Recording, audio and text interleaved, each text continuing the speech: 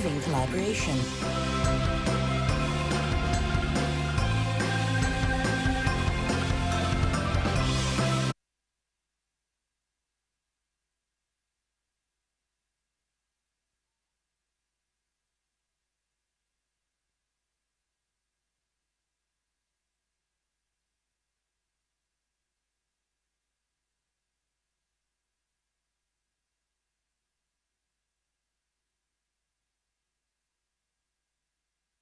Volcanic lake in the world.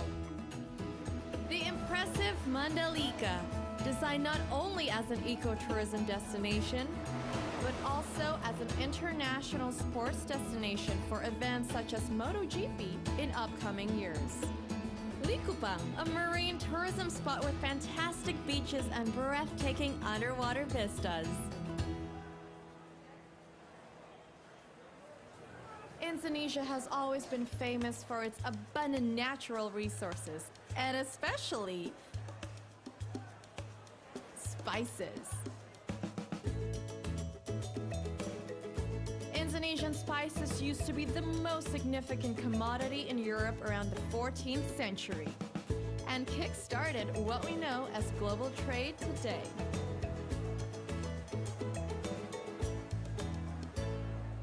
The largest archipelagic country with diverse cultures, Indonesia's spirit of tolerance is embraced through a sense of belonging.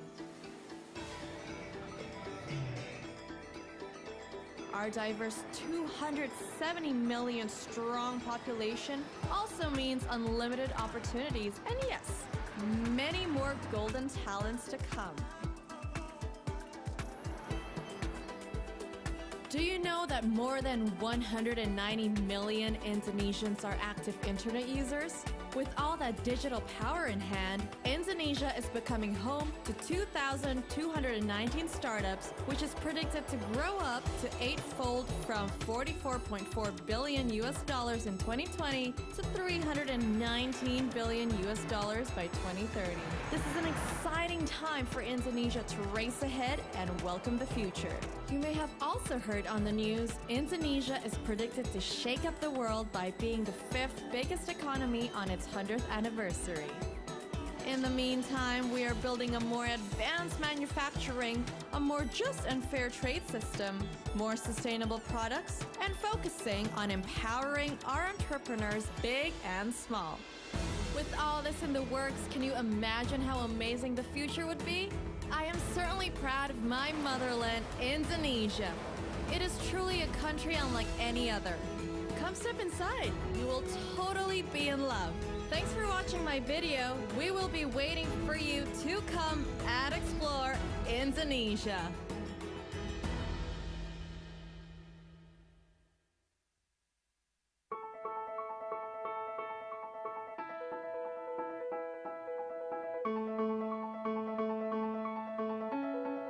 Satu Indonesia, or Astra's unified spirit for Indonesia, exemplifies Astra's active role and contribution in the pursuit of nurturing the people of Indonesia.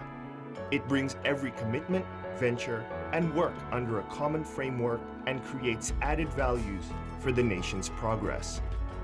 Throughout the years, since founded in 1957, Astra has consistently shown real contribution, dedicated to move Indonesia forward. As a company, Astra has grown and today manages over 180,000 employees and over 200 subsidiaries across the archipelago. In line with one of Astra's corporate philosophy, Catur Dharma values, to be an asset to the nation, Astra has an unwavered commitment to social contributions for Indonesia.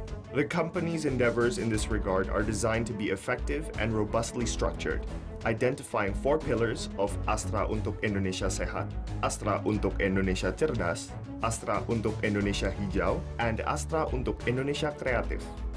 Supported by 9 foundations under the company, Astra makes it a conscious effort to take an active part in and dedicating its ideas and work to the nation for a prosperous and dignified Indonesia.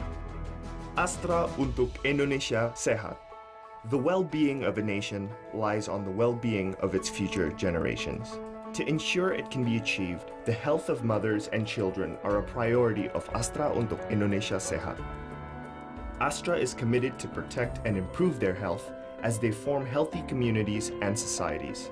In turn, Astra believes they determine the quality of our overall well-being. Astra untuk Indonesia Cerdas. Greater access to and improved quality of education and vocational skills open the doors to better life quality. Astra is therefore committed to shaping smart, self-reliant generations. Astra works to tap into the knowledge and skills of Indonesia's human capital. As education in Indonesia is important for Astra, Astra ensures that Indonesian children can benefit from quality education as a tool for them to transform their lives for the better. Astra untuk Indonesia Hijau. A healthy and clean environment are essential for us to move forward in life. Through Astra untuk Indonesia Hijau, Astra acts upon its commitment to creating a healthy, safe, and sustainable environment. With global warming presenting real threats to our planet's survival, Astra is actively involved in various programs for a greener Earth as part of its contribution to improving the quality of our environment. Our planet and the future await us and the millions of other beings on Earth. Astra untuk Indonesia Kreatif. Through Astra untuk Indonesia Kreatif, Astra is on the ground working alongside communities to improve their prosperity by helping and facilitating small and medium businesses all over Indonesia. Astra provides training, coaching, funding, and equipment suited to the needs of the beneficiaries with one goal in mind: raising the nation's prosperity by creating excellent human capital and decent jobs.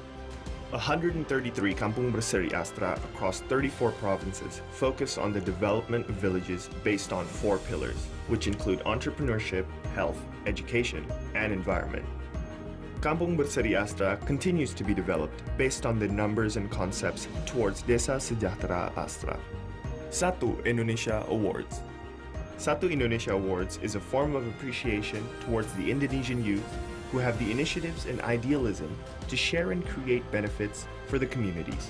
The awards have 5 main focuses, which include health, education, environment, entrepreneurship, and technology. Since March 2020 until today, Astra, through Nurani Astra, maintains its commitment to help the government, frontline health workers, and the community in facing the COVID-19 pandemic in Indonesia.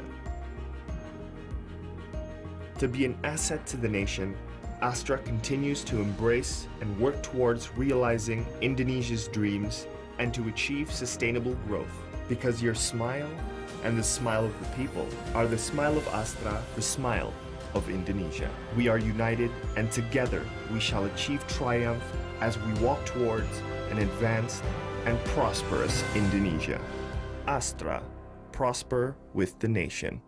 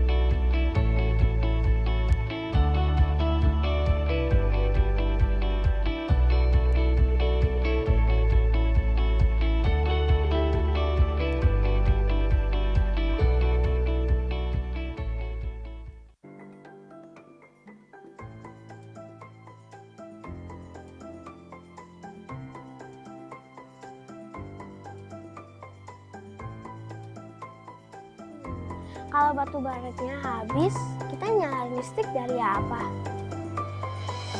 harapan dan masa depan tercermin dari anak-anak sebagai generasi penerus bangsa. Aspirasi mereka menjadi bagian dari eksistensi Indika Energy selama lebih dari 2 dekade terakhir. Situasi dan perkembangan zaman menuntut kita untuk berubah. Begitupun juga Indika Energy yang terus berevolusi dan beradaptasi. Kami pun melakukan diversifikasi usaha, memperluas portfolio yang dimiliki, merambah ke berbagai bidang yang sesuai dengan kompetensi dan keahlian kami, serta meningkatkan solusi berbasis alam untuk menghadapi berbagai tantangan di masa mendatang. Di luar kompetensi kami di sektor energi, Indika Energy juga telah memperluas portfolionya ke sektor pertambangan emas, serta teknologi digital, di mana kami menawarkan solusi teknologi informasi yang inovatif selaras dengan revolusi industri 4.0. Indika Energy juga merambah ke sektor infrastruktur, di mana kami membangun dan mengoperasikan terminal penampungan bahan bakar di Kalimantan Timur. Kami meyakini energi baru dan terbarukan akan menjadi bagian penting di masa depan energi Indonesia dan global. Karenanya, Indika Energy menghadirkan solusi tenaga surya di tanah air.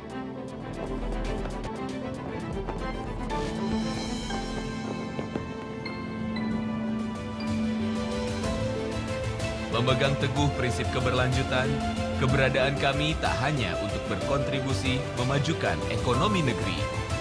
Dengan berfokuskan pada aspek keberlanjutan yang meliputi lingkungan, sosial, serta tata kelola perusahaan yang baik.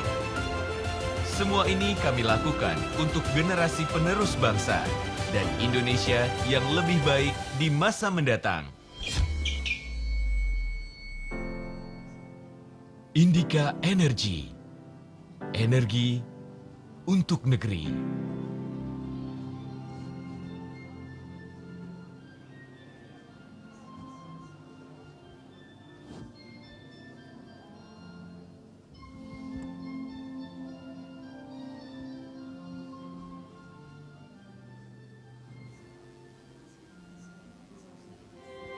Inspired Good by the afternoon, ladies and everlasting gentlemen. golden rays of Welcome the to the sun, which gives B20 light and Indonesia life. Inception meeting Eka- at the Fairmont Hotel in Jakarta. We invite you to register at the registration desk, and please take a seat inside the ballroom. Again, I would like to remind you to register beforehand at the registration desk, and please take your seat inside the ballroom. Thank you.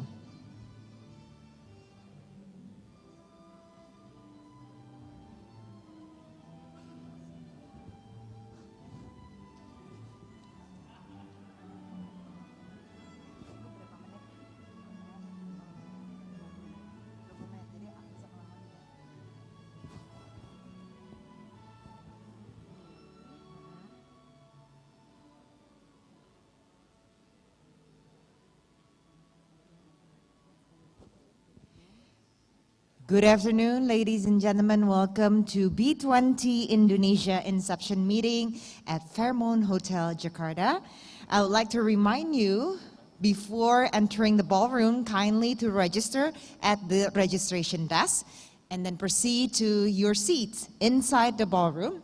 Again, please kindly register at the registration desk and then kindly take your seats inside the ballroom. Thank you.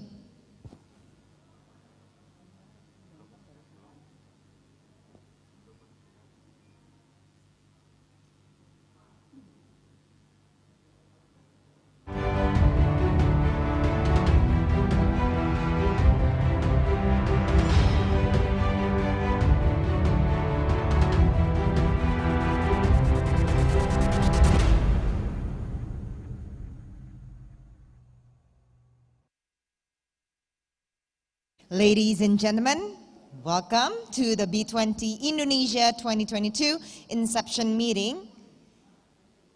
Please register at the registration desk and take your seat inside the ballroom. And while waiting for the event to begin, we will be accompanied by performance from Lea Simanjuntak.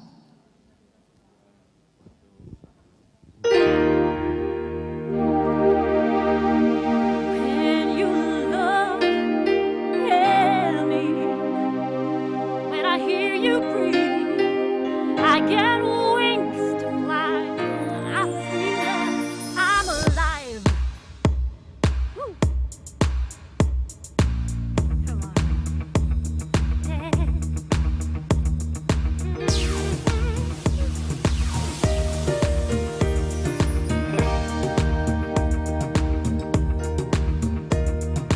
When you call on me, I get wings to fly. I feel that I'm alive. When you look at me, I get wings to fly. I know that I'm alive.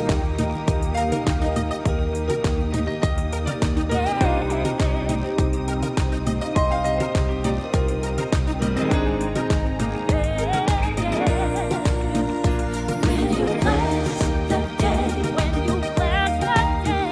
I just drift away. I just drift away. All my worries die. I know that I'm alive. Yeah, my heart's strong.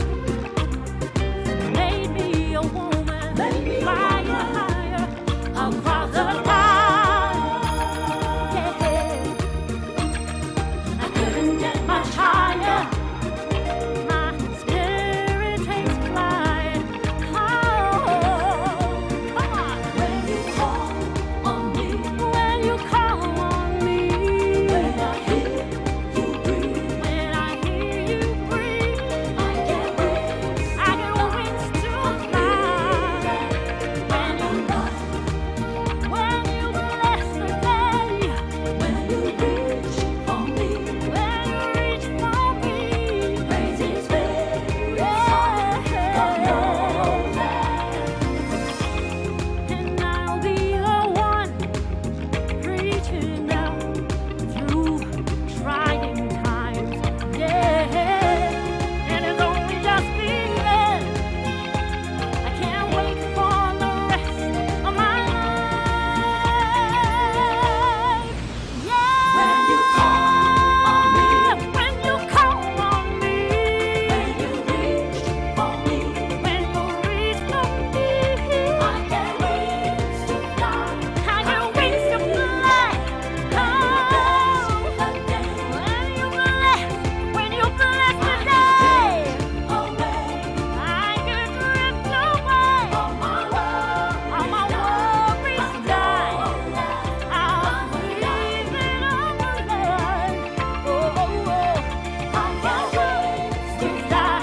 I know that I'm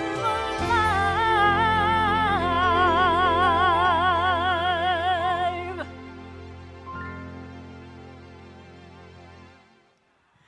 Good evening, ladies and gentlemen. Thank you very much. Good evening.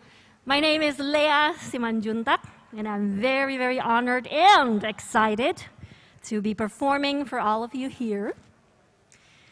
Unity in diversity. It signifies a myriad of cultures and ethnicities. I'm trying my best to speak and sing with this mask on, but I'm very, very proud that tonight we are going to celebrate. This is a song that I've compiled from lots of songs from Indonesia's ethnic songs, and I will be singing them from the west to the east part of Indonesia. Please enjoy.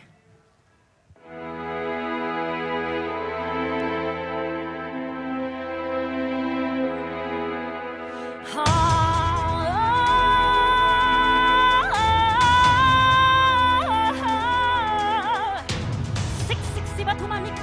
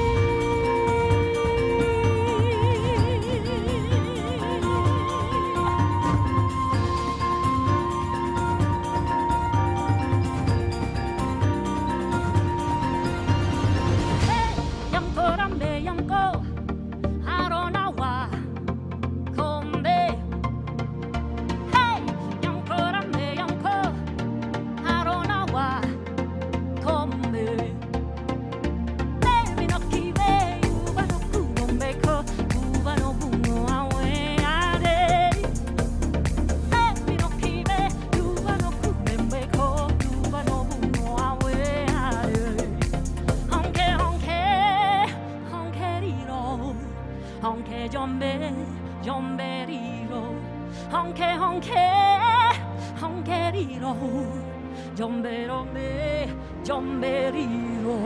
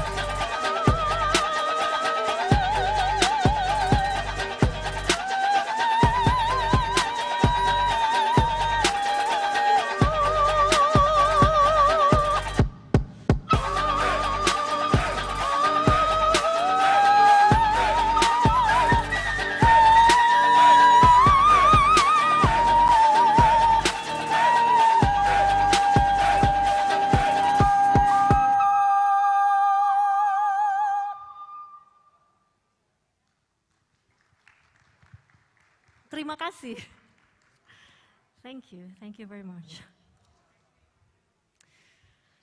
Togetherness, ladies and gentlemen, is the answer to a very, very bright future.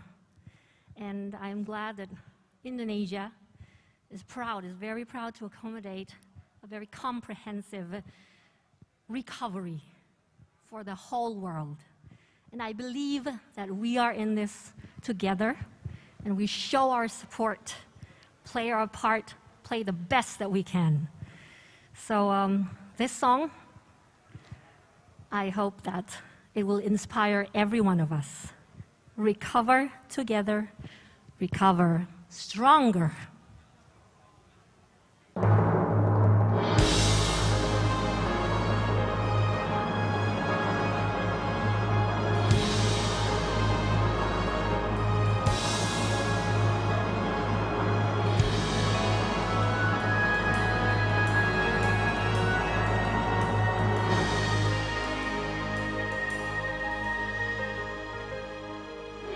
People of the world, we are in jeopardy.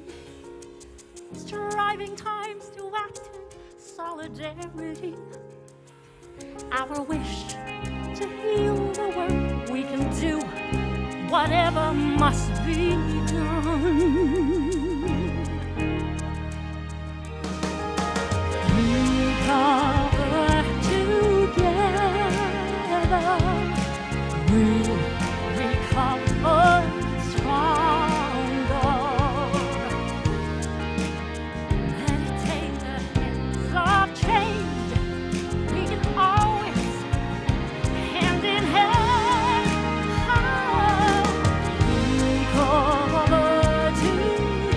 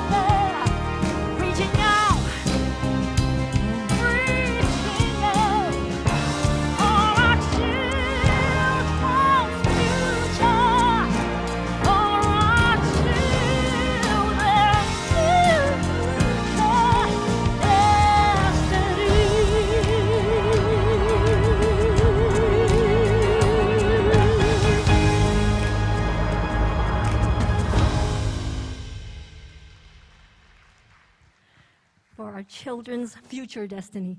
Thank you very much, ladies and gentlemen. I hope you have an enjoyable meeting ahead.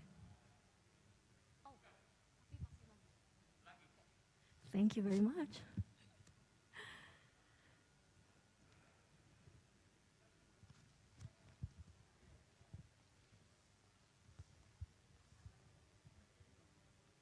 Now, for me, this feels so much better, but I know that we have all went through our health protocols, and tonight I'm very, very glad to be performing for all of you this special medley. These are two very special. Oh, but before that, please let me introduce to you what I am wearing tonight. This is a very, very beautiful kabaya, as you can see. It's from Anne Afandi, Indonesia's very, very famous, well-known designer, and I'm very proud to wear it tonight. These two songs, the one that I've mentioned before, are taken from the movie The Bodyguard, and these are the two most famous songs from it. I am very, very pleased to be singing for you in a medley.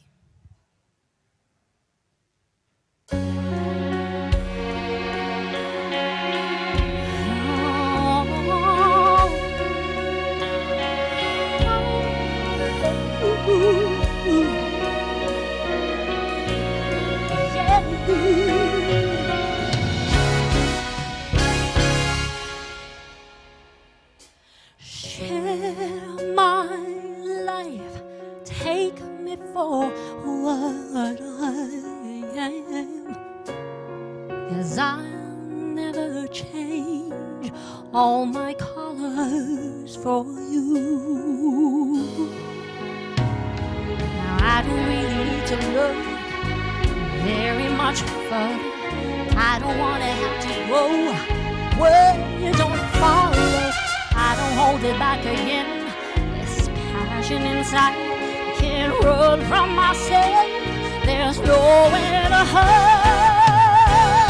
Your love I remember forever. Don't make me close one more. I don't wanna hurt anymore. Stay in my arms if you dare. On my side, imagine you there. Don't walk away from me.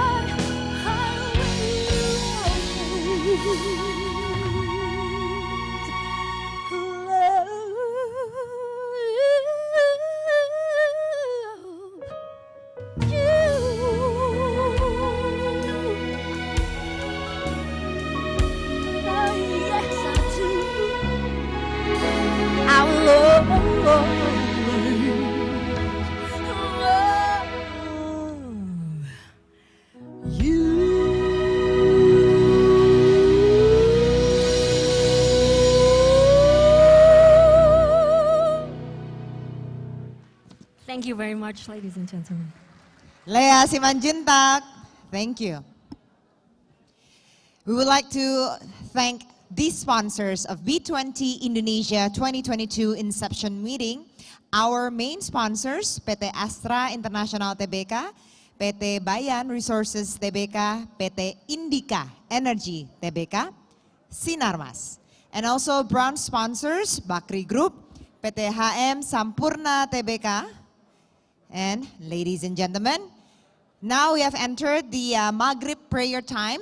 For those who would like to do prayers, the location of the prayer room is on the 3rd floor. I repeat, the location of the musola or the prayer room is on the 3rd floor. Thank you.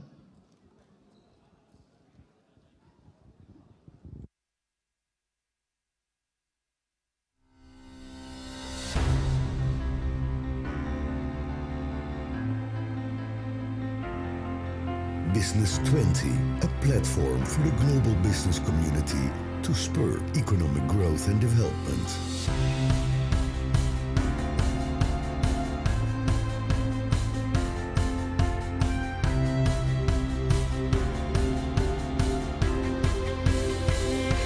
Driving collaboration.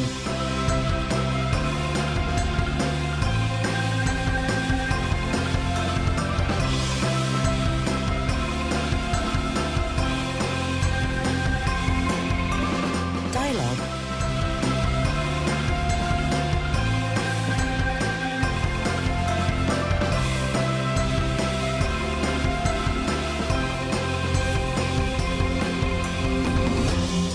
Growth.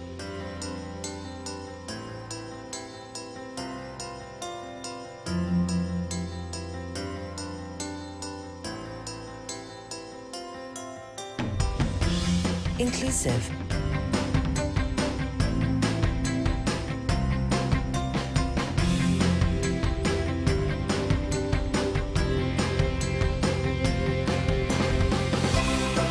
Advocacy.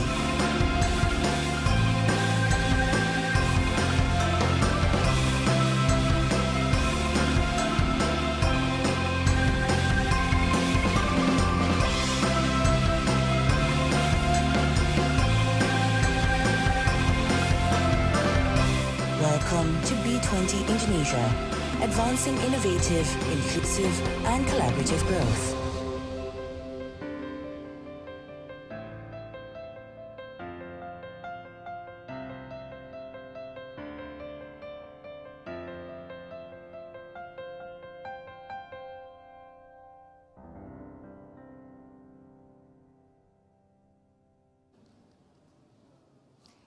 Ladies and gentlemen, distinguished guests, kindly take your seat as we will begin our event this evening.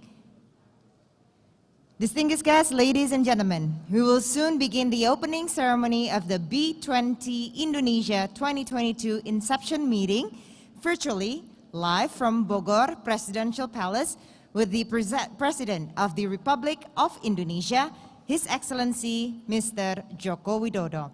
We also would like to extend our warmest welcome to our distinguished guests. Good evening and welcome to Chairman of Indonesian Chamber of Commerce and Industry, Kadin, Mr. Arsyad Rashid, B20 Indonesia Chair, Mrs. Sinta Wijaya Kamdani, Coordinating Minister for Economic Affairs of the Republic of Indonesia, Mr. Erlangga Hartarto, Minister of Foreign Affairs of the Republic of Indonesia, Mrs. Retno LP Marsudi, Minister of Communication and Information Technology of the Republic of Indonesia, Mr. Joni Garatplate, Minister of Trade of the Republic of Indonesia, Mr. Muhammad Lutfi, Minister of State-Owned Enterprises, Mr. Erick Thohir, Minister of Finance, Mrs. Sri Mulyani, who is joining us virtually. Also, we have His Excellency Benedetto Lateri, Italian Ambassador to Indonesia. His Excellency Shri Manoj Kumar Bharti, Indian Ambassador to the Republic of Indonesia. Excellencies, Ambassadors, and foreign representatives of partner countries. And we also would like to extend our warmest welcome to our distinguished guests who are joining us virtually. Good evening and welcome to the Prime Minister of the United Kingdom from 1997 to 2007, and also the Executive Chairman of the Tony Blair Institute for Global Chair, the Right Honorable Tony Blair, Michael Bloomberg, founder of Bloomberg LP and UN Special Envoy for Climate Ambitions and Solutions, Mark Carney, UN Special Envoy on Climate Action and Finance, Professor Klaus Schwab, founder and executive chairman of World Economic Forum, Alan Jope, CEO of Unilever Global, Brad Smith, president at Microsoft Corporation, Joseph Tsai, executive vice chairman, Alibaba, Amin H. Nasser, president and CEO of Saudi Aramco, as well as other distinguished speakers and session chairs. Also business community from G20 countries and other invitees. We also would like to extend our profound gratitude and sincere thank you for being here today. And to all B20 members and invited guests who are present here with us at Fairmont Hotel Jakarta and who joins us virtually on the B20 Indonesia microsite and B20 Indonesia YouTube channel. Now we are joining with the Bogor Presidential Palace.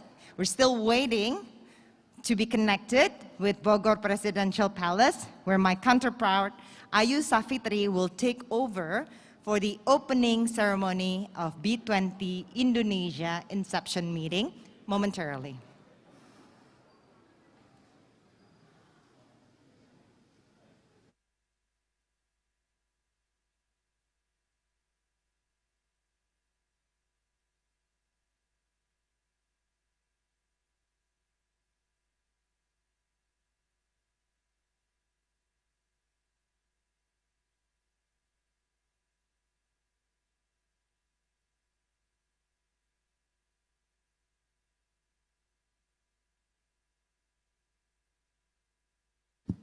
Ladies and gentlemen, we're still waiting for Bogor Presidential Palace to join us. Well, the President will deliver his opening remarks.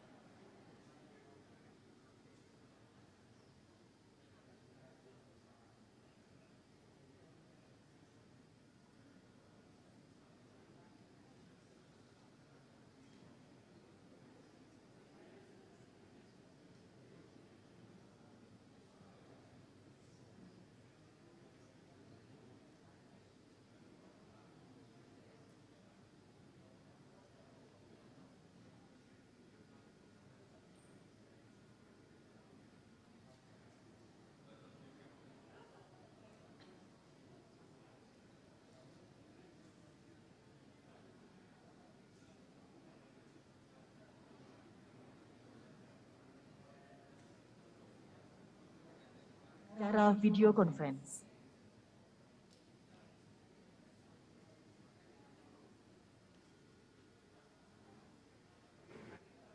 Lagu Kebangsaan Indonesia Raya.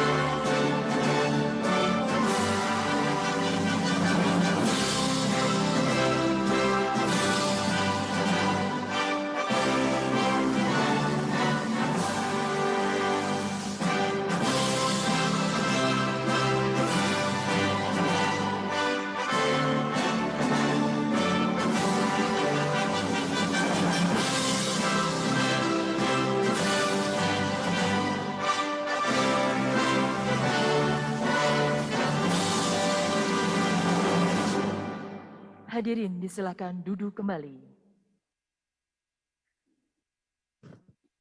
Yang terhormat Presiden Honorable Republik the President Indonesia, of the Republic of yang Indonesia, kami hormati, The Right Honorable Honorable Tony Blair, Right Honorable pendiri Tony dan Ketua Blair, Institute for the Global establisher Change, of the Fourth Global Ketua Chain DPR RI, Institute, para the duta besar chairperson sahabat, or the Gubernur House Bank Speaker, Indonesia, para Excellencies, Menteri ambassadors Kabinet of friendly Indonesia Maju, countries, para and also the CEO ministers internasional, of the onward Ketua Umum Indonesia Kadin Cabinet, Bapak Arsyad Rashid to the beserta jajaran, chairperson of Kadin, Mr. Arshad Rashid, and staff, and all the people who are here virtually. Assalamualaikum warahmatullahi wabarakatuh. Good evening, and may prosperity be upon us all. In line with the appointment of Indonesia as the host of the G20 presidency for 2022, and also the trust for Indonesia, for the Indonesia Chamber of Commerce to host the B20 Indonesia Inception meeting, Kadin is conducting the first B20 meeting on the 27th until the 28th of January 2022. And starting this evening's event, we'll have the report from the chairperson of B20 Indonesia, Ms. Sinta Kamdani.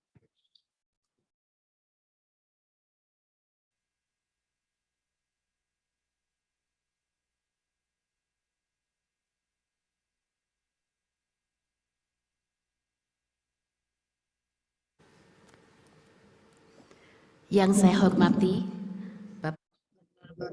Your Excellency, Mr. Joko Widodo, President of the Republic of Indonesia, all leaders and officials of the Republic of Indonesia, all ministers and cabinet members of Onward Indonesia Cabinet, and ambassadors of G20 countries and friendly countries, and all speakers and session chairs, the members of the B20 Forum, and distinguished guests, ladies and gentlemen.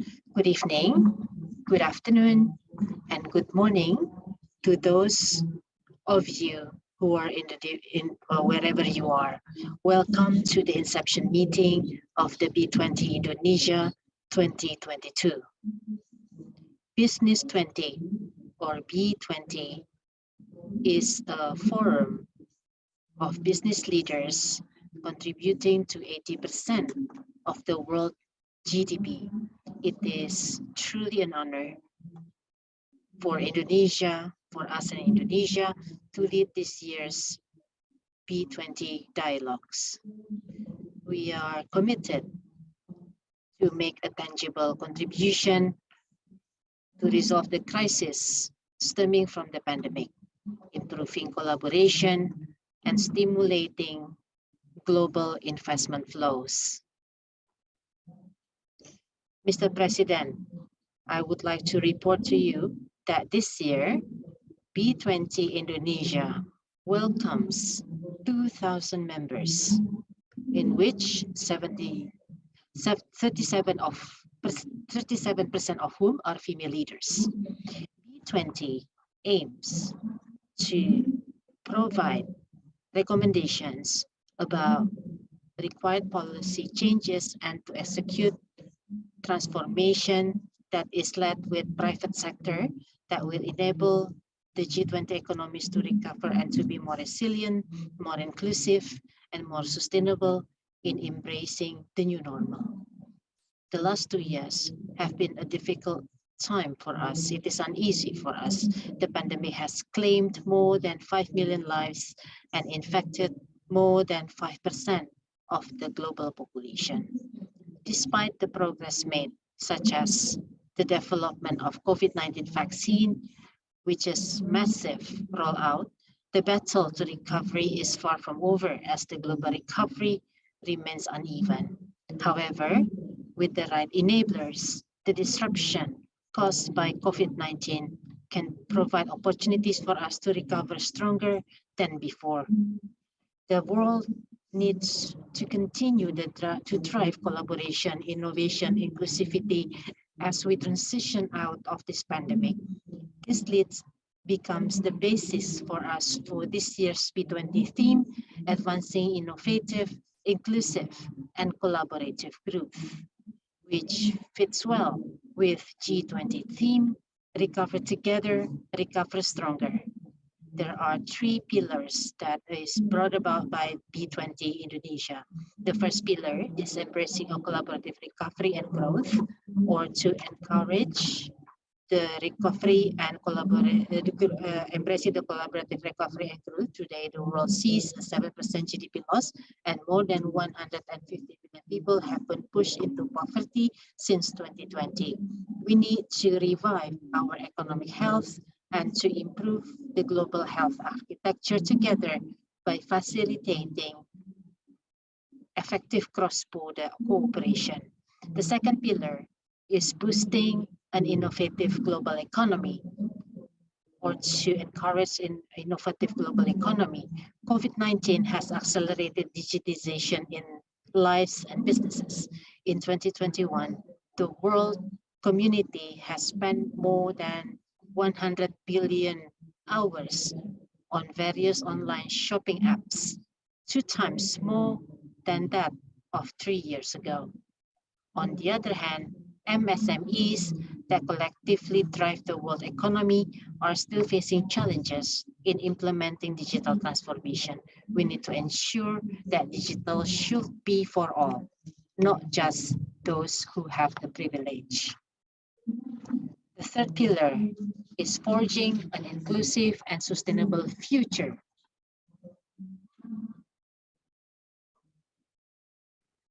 The pandemic has not only devastated lives in general, and its impact on women and MSME has also been disproportionate, and this is really concerning. In addition, we must also ensure the sustainable growth through energy transition. The International Energy Agency estimates that net zero emissions will require an annual investment of nearly $5 trillion by 2030. Significant progress can only happen through global collaboration. In B20, we have set up six task forces and 1 action council: 1 women in business, digitalization, energy sustainability and climate, finance and infrastructure, future of work and education, trade and investment, and integrity and compliance. The discussions with these task forces and action council will result in the formulation of policy recommendations to support G20 leaders. In addition to that, the B20 also benefits from the guidance of the International Advocacy Caucus for SHOW, which is a group of approximately 30 prominent global CEOs and leaders of business federation from G20 countries. For example, Michael Bloomberg, Bill Gates, Alan Joseph Butler, and Xu Inyuan, and many others. In addition to reviewing and championing B20 policy recommendations, discussions in IAC meeting will culminate into the creation of B20 Indonesia legacy, for example, by establishing impact investment funds and collaboration programs, which is focused on health, digital transformation, and energy transition. Therefore, Mr. President, we also would like to emphasize that we do not talk only, but we provide the tangible action and result.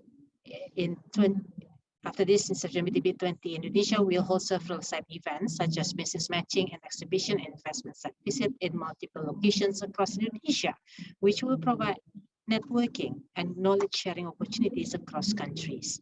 These series of activities will result in policy recommendations for the G20 summit, B20 summit at the end of this year in Bali. We need commitment from all of you to take part in shaping the world's agenda to recover and to grow from this crisis. We are committed to collaborate with all of you to make this year's presidency count for all of us and for all the people of the world. Hope this is the energizing year of advancing innovative, inclusive, and collaborative. Thank you.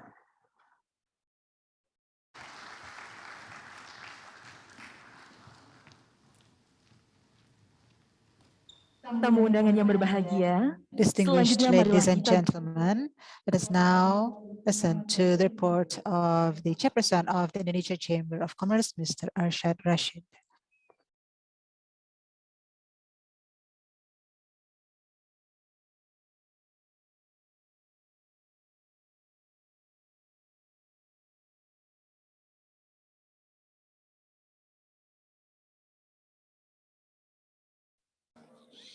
Bismillahirrahmanirrahim. Assalamualaikum warahmatullahi wabarakatuh. May prosperity be upon us all. Om Swastiastu, Namo Buddhaya, and greetings of virtue and healthy greetings to all of us. Honorable Mr. Joko Widodo, the President of the Republic of Indonesia. Honorable Her Excellency Mr. Tony Blair. Honorable the House Speaker of DPR, Ms. Puan Maharani. Honorable Ministers of the Onward Indonesia Cabinet.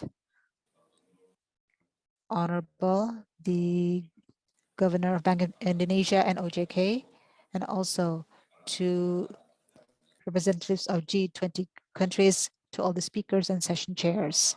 Firstly, I would like to extend my highest appreciation for the presence of the President in this B20 Inception meeting this evening, and we are so grateful for we have been given the chance to become the only organizer or host for the B20 program and summit in order to support the Indonesia G20 presidency.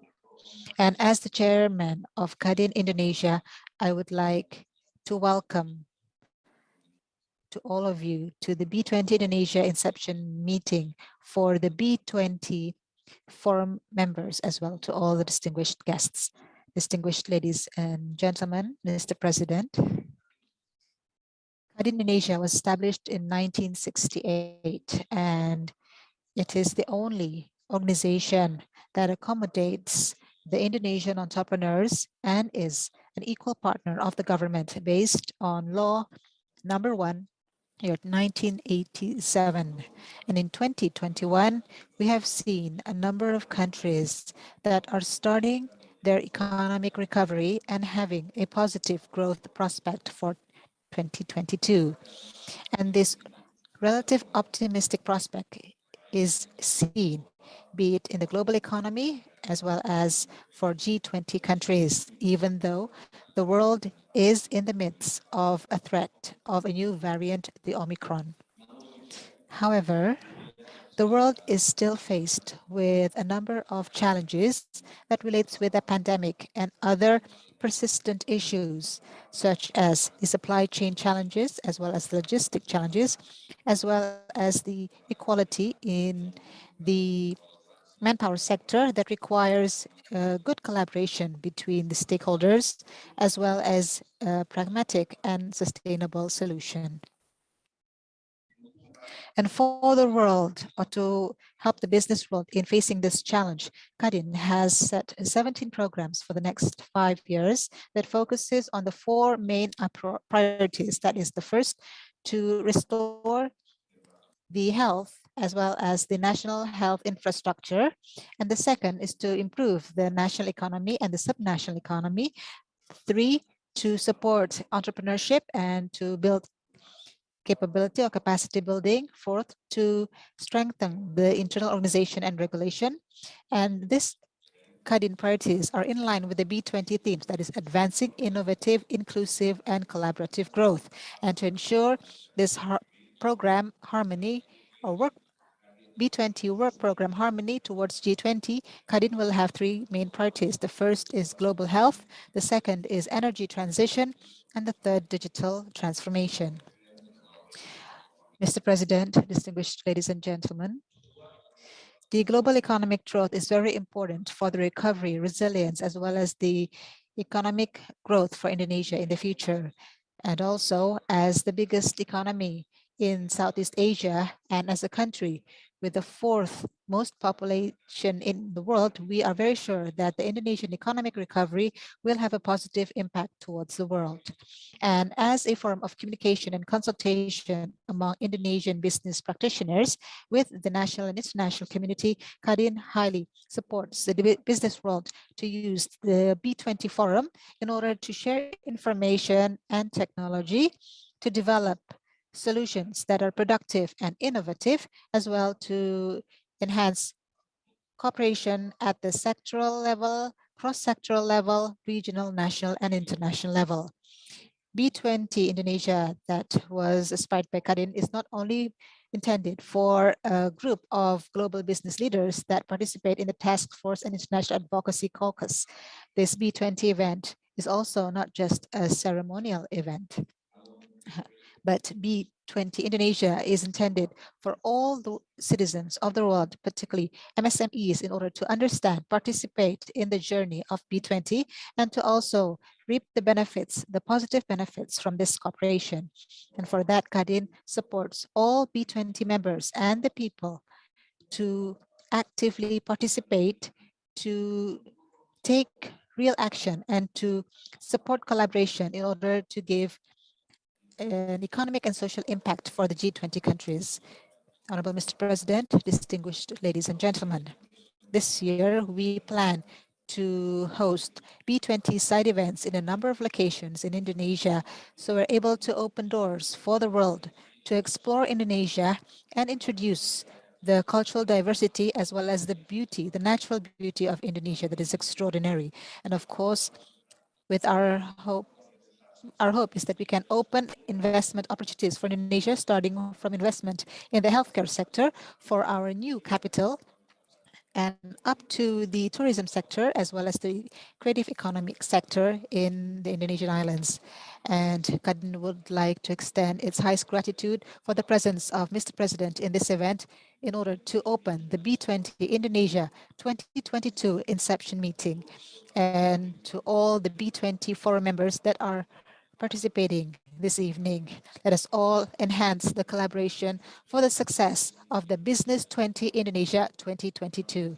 Thank you. Wassalamualaikum warahmatullahi wabarakatuh.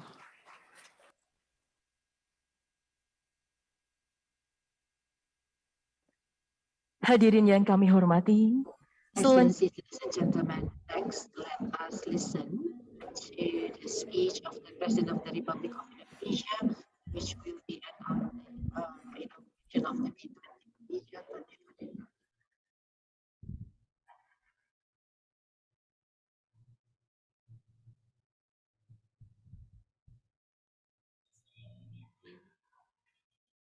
Waalaikumsalam warahmatullahi wabarakatuh.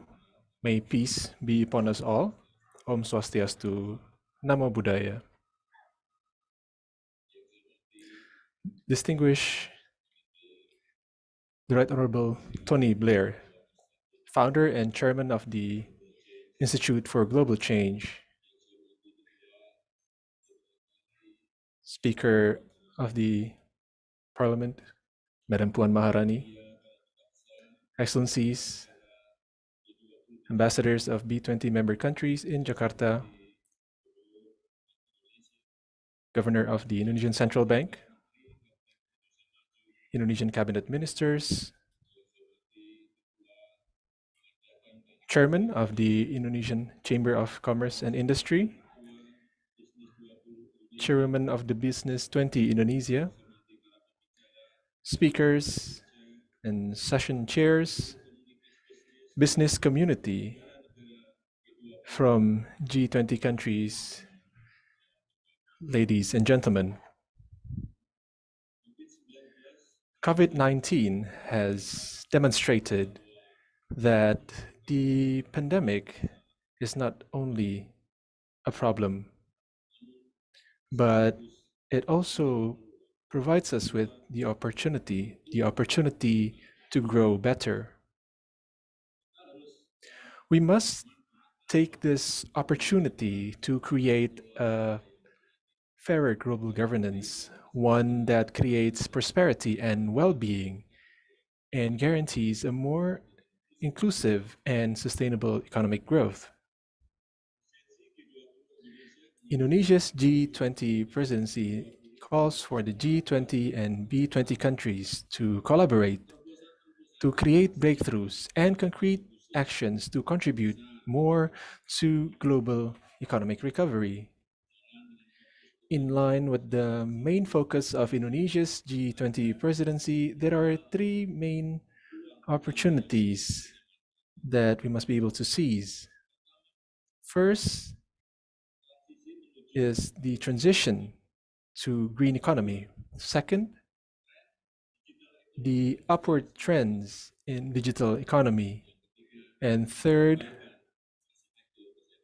to improve global health architecture to be more responsive in facing a global pandemic. Distinguished ladies and gentlemen, transition towards green and sustainable economy is a huge responsibility, but at the same time, it also provides a great opportunity. Seizing the potential in renewable energy sector must be complemented with a clear roadmap and scenario, including in the financing and investment side.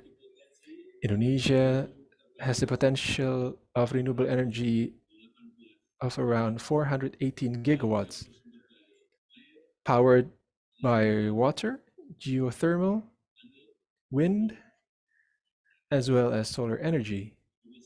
Indonesia is rich in mineral resources that are required to drive the transition into sustainable and green economy. We have an abundance of nickel, bauxite, copper, and tin. We will ensure that supplies of these materials will be able to fulfill global demands, although not in raw materials, but rather in finished or semi-finished goods with high added value. Downstreaming of the nickel industry, which we began in 2015, have bear its fruits, not only in the creation of jobs, but also in increasing Indonesia's export and balance of trade. Indonesia's export figure rose to 230 billion US dollars, where the contribution of steel in the rise is highly significant. Export of steel in 2021 reached 20.9 billion US dollars, or increasing from only 1.1 billion in 2014. In 2022, I believe that it will rise to up to 28 to 30 billion US dollars. Aside from nickel, we will also encourage investments in bauxite, copper, and tin. Our policy on the mechanism for energy transition from fossil fuels to renewable energy will also drive for investment certainty. In Java and Sumatra, we will encourage early retirement of coal-powered steam power plant to new and renewable energy such as geothermal and solar panel. And we welcome private sector participation through investment in these energy transition effort. Now we have 5.5 gigawatts of coal-fired steam power plant that are ready for early retirement program. Decarbonization of the transportation sector also requires our urgent priority. Massive electrification in the transportation sector is underway with the development of mass urban transport such as LRT and MRT in Jakarta, as well as the drive for investments in electric vehicles production factory. We look forward to B20's contribution in accelerating a seamless energy transformation without adversely impacting the people. Finding global solutions on financing and partnership must be our main attention, including in the transfer of technology to boost for green economy-based production. We wish to invite investments that will create a mutually beneficial added value to the production. Distinguished ladies and gentlemen, Indonesia also takes great interest in the development of digital technology, particularly those that contributes directly to the empowerment of MSMEs and development of human resources capacity. With its huge population and growing purchasing power, Indonesia holds great prospects for investment in digital economy infrastructure. We wish to invite investments that will open up opportunities for all layers of the societies to participate and reap the benefits of this digital economic transformation. Indonesia's digital economy is growing vibrantly. Today, Indonesia has 1 decacorn and 8 unicorns. Since the beginning of the pandemic, the government has encouraged MSME sector to make the most of the digital platform to market their products. Such strategy has been able to attract more than 8.4 million MSMEs that now market their products through digital platform. In order to promote the ever-increasing global interconnectedness, at the moment, there are currently 3 undersea telecommunication cable developments that is underway, which connects Indonesia directly with the US West Coast without any intermediary countries. This will increase Indonesia's bandwidth capacity to more than 100% upon its completion. Indonesia will also play an important role in the creation of semiconductor ecosystem. This year, we will build a chip design facility and polysilicon factory in Central Java with a capacity of 40,000 tons. At the initial stage, this product will be focused on supplying demand for solar cells. However, in the next few years, it will be focused on semiconductors. Finally, Indonesia's G20 presidency will also focus on reforming global health architecture to become more inclusive, taking into account the principle of equality and responsiveness to crisis.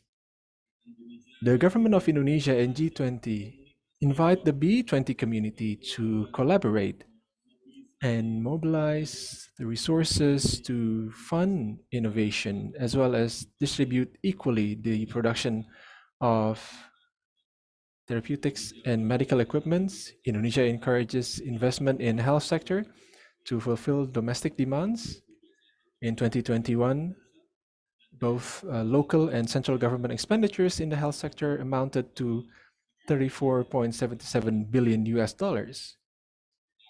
We will prioritize procurement of locally produced pharmaceutical products and medical equipment. Our main principle is that if we are able to produce it domestically, then government expenditures for important goods will be significantly reduced. On this note, we invite investment in health sectors in Indonesia, which in turn will strengthen global health resilience. Distinguished ladies and gentlemen,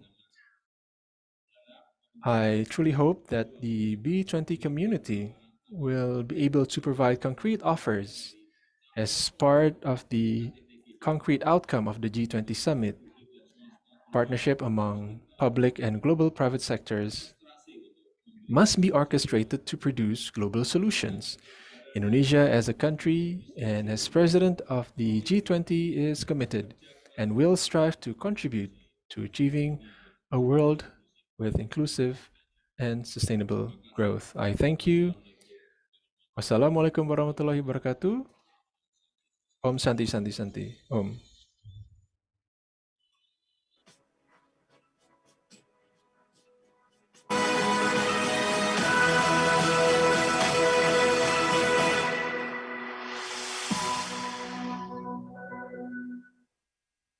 Hadirin yang berbahagia, demikianlah seluruh rangkaian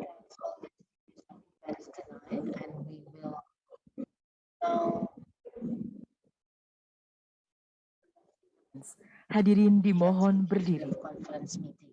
Please raise.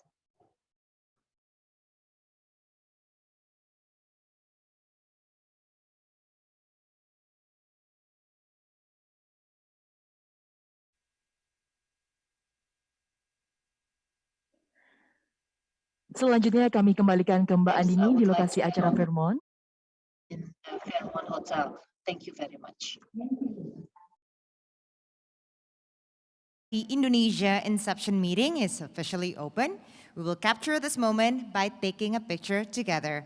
We would like to invite Coordinating Minister for Economic Affairs of the Republic of Indonesia, Mr. Airlangga Hartarto, Minister of Foreign Affairs of the Republic of Indonesia, Mrs. Retno LP Marsudi, Minister of Communication and Information Technology of the Republic of Indonesia, Mr. Joni Gerard Plate, Minister of Trade, Mr. Muhammad Lutfi, Minister of State-Owned Enterprise, Mr. Eric Thohir, His Excellency Benedetto Latteri, Italian Ambassador to the Republic of Indonesia, His Excellency Sri Manoj Kumar Bharti, Indian Ambassador to the Republic of Indonesia, B20 Indonesia Chair, Mrs. Sinta Wijaya Kamdani, to join us for photo session.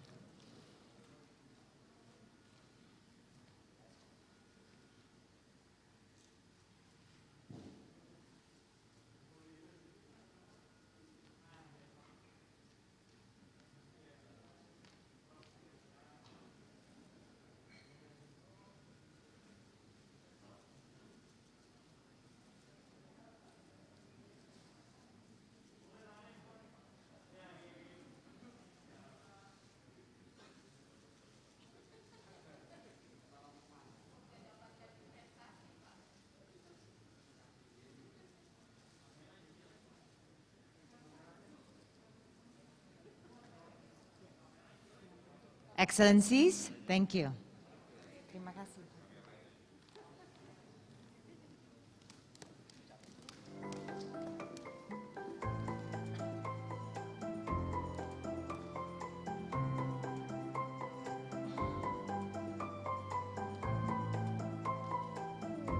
Kalau batu baranya habis, kita nyala listrik dari apa?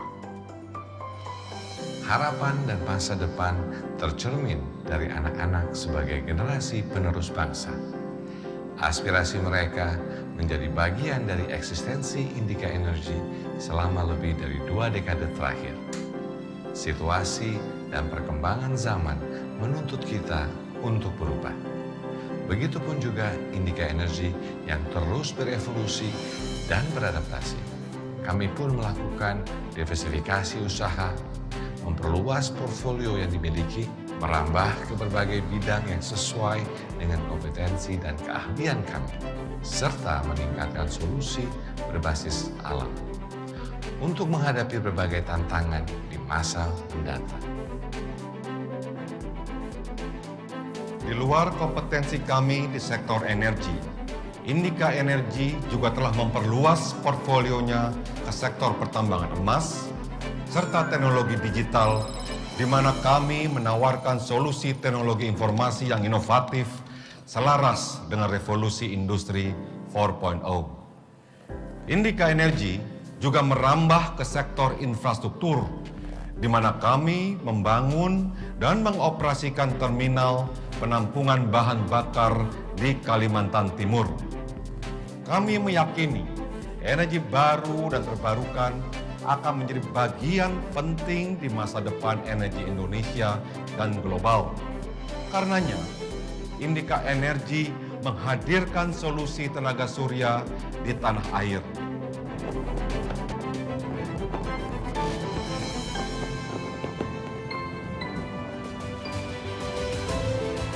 Memegang teguh prinsip keberlanjutan, keberadaan kami tak hanya untuk berkontribusi memajukan ekonomi negeri. Dengan berfokuskan pada aspek keberlanjutan yang meliputi lingkungan, sosial, serta tata kelola perusahaan yang baik. Semua ini kami lakukan untuk generasi penerus bangsa dan Indonesia yang lebih baik di masa mendatang. Indika Energi, energi untuk negeri.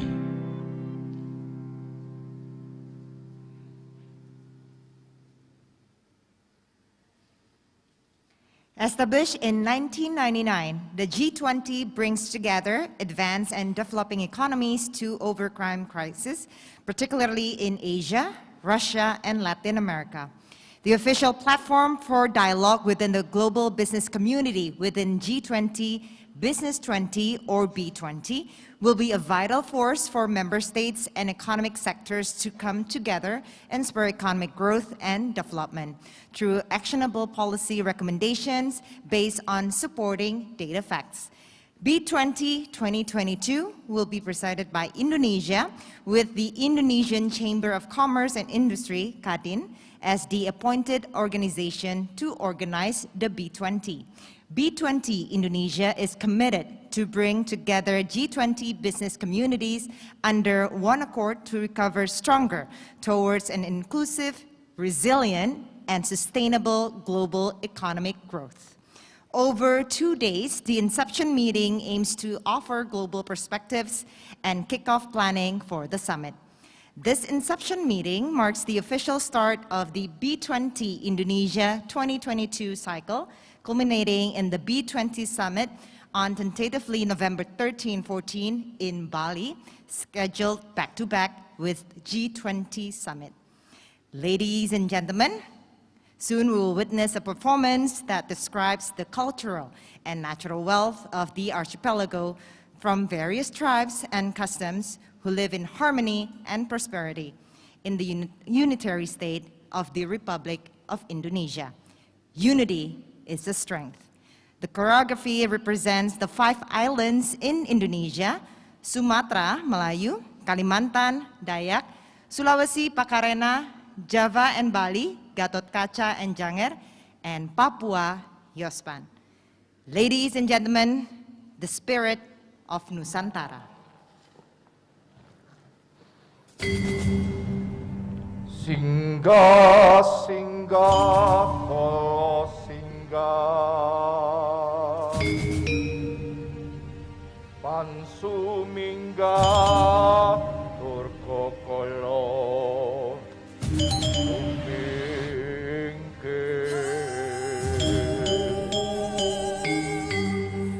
pan asira sang aku.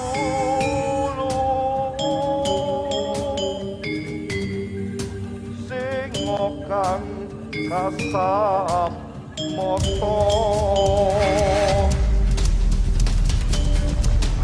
sang atenggak Tan Abahu, Tan Awulu.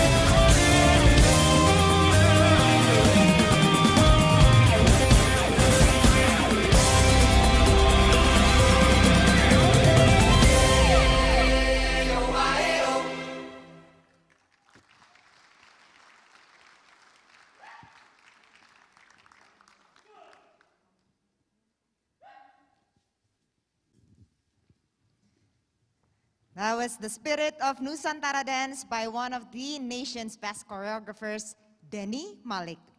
Ladies and gentlemen, a keynote speech regarding Road to G20 Indonesia will be delivered by Coordinating Minister for Economic Affairs of the Republic of Indonesia, Mr. Airlangga Hartarto.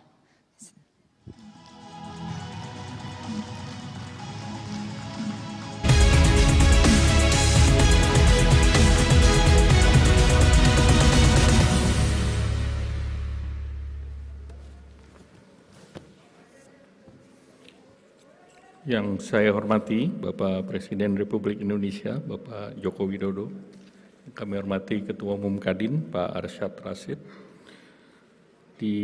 yang kami hormati Bu Menteri Luar Negeri, Ibu Retno Marsudi, Menteri Perdagangan, Pak Muhammad Lutfi, Menteri Kominfo, Pak Joni Plate, Menteri BUMN, Pak Erick Thohir, dan Ibu Sinta, selaku Ketua Business 20, Honorable Ambassadors, and Honorable Tony Blair from Institute of Global Change. Excellency, distinguished guests, ladies and gentlemen. First and foremost, let us praise God Almighty for His blessings and favor that we are gathered today with good health for B20 Inception meeting. We are hopeful that this event can be a discussion platform between the government and all stakeholders, both at the regional and global level, to communicate strategy to ensure the acceleration of economic growth in 2022. Excellencies, distinguished guests, ladies and gentlemen, as G20 presidency, Indonesia will focus on 3 priority issues. First is strengthening the global health architecture. Second, digital-based economic transformations. And the third is energy transition. The Indonesia G20 presidency seeks to create new ideas to accelerate global recovery and realize it through a parade of real action for the life of societies across borders and across nations. B20 must be able to bridge concept and ideas with action for G20 to concretely be implemented. We are now in the midst of the 3rd year of the COVID-19 pandemic that has impacted the world, and the global community await for pandemic ending. They anticipate the legitimacy of G20 forum to create mutual actions to reach a way out of the pandemic and achieve global recovery. The global economy currently faces challenges of uneven recovery, global uncertainties which impact the economics of developing and developed nations, both for member countries of G20 as well as outside of the G20 forum. We must find a way to strike a balance between recovering from the pandemic and economic recovery. We are reopening economic activities, businesses, and communities while strengthening the health system to control the spread of the virus.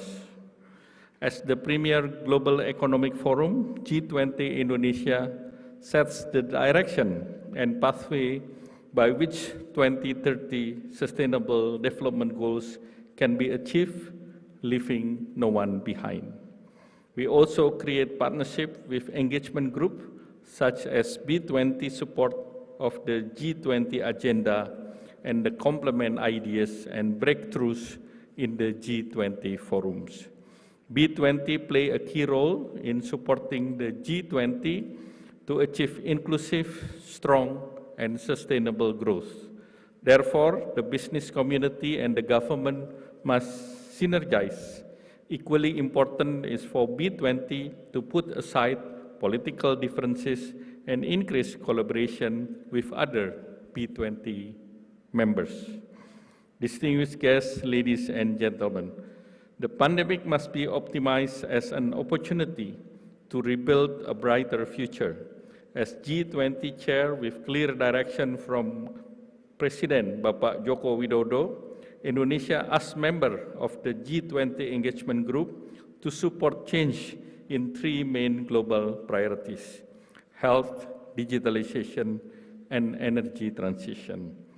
The pandemic teach us that health policy underpin a resilient, inclusive, and sustainable economy. We cannot wait for all cases to become zero to achieve activities, but we must be able to adapt to make human stamina stronger to combat the virus by rearranging the world health. Stronger health policy are the key to an exit strategy. G20 is working to strengthen the global health architecture with clear tasks.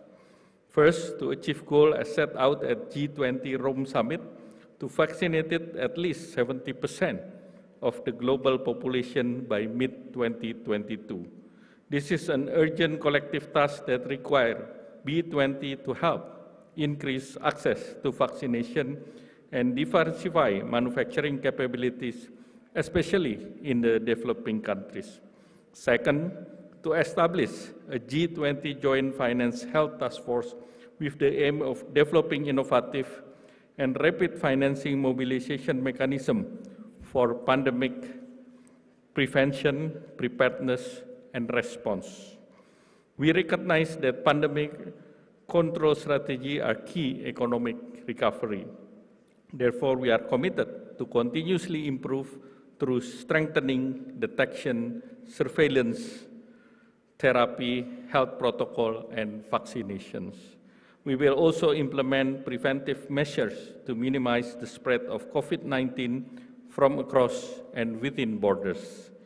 Indonesia calls on G20 to step up effort to ensure digital transformations takes place, first, strengthening privacy and data protections, including in e-commerce activities, and improving digital securities and online security. Second, empowering people with digital skills and digital literacy that will ensure inclusive digital transformations. We need to support micro, small, and medium enterprises, women, and people with disability to fully participate and thrive in the new economy. Third, G20 can do more to bridge the connectivity gap. This can be done by creating the condition for sustainable investment in high-quality digital infrastructure. Innovation and technology will be the benefit for those who receive it. B20 is expected to be able to share about how to prepare workers and human resources for the future of works. Indonesia's third priority is accelerating the clean energy transition, especially in developing countries. Firm commitments have been made at the G20 Rome Summit and COP26 Glasgow. We must realize this quickly. As of the pledge to phase down the coal power plant, we must have an access affordable technology for carbon capture and storage, which at the moment the cost is about $100. If we can put it down or turn to the $20 with the technology of ammonia. So the global collaboration is required to achieve this. With the help of B20, G20 can move quickly to energy sector implementation by putting in place framework for achieving the goals for the Paris Agreement, and we also need partners in the business sector to ensure a greener recovery. Without concrete and sustainable financial support, we might not be able to achieve the target of net zero global emission by the middle of the centuries. Excellency, distinguished guests, ladies and gentlemen, I would like to congratulate Ibu Sinta Kamdani as the chair of B20, Pak Arsyad Rashid as Ketua Umum Kadin, and Dr. Rizal Rukman for former Indonesia G20 Sherpa, who is now B20 Sherpa, on the launch of the series of B20 this evening. Thank you, and I wish good luck for the event. Wassalamualaikum warahmatullahi wabarakatuh.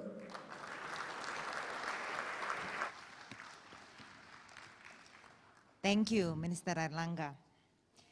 Distinguished guests, as we all know, the global pandemic has affected every aspect of the society, from health, education, to international trade. And today, one of the world's most influential people by Time magazine joins us to deliver a keynote speech regarding global health agenda to end today's pandemic and to prevent the pandemic of tomorrow. The Prime Minister of the United Kingdom from 1997 to 2007 and founder of Tony Blair Institute for Global Change. Ladies and gentlemen, please welcome the Right Honorable Tony Blair.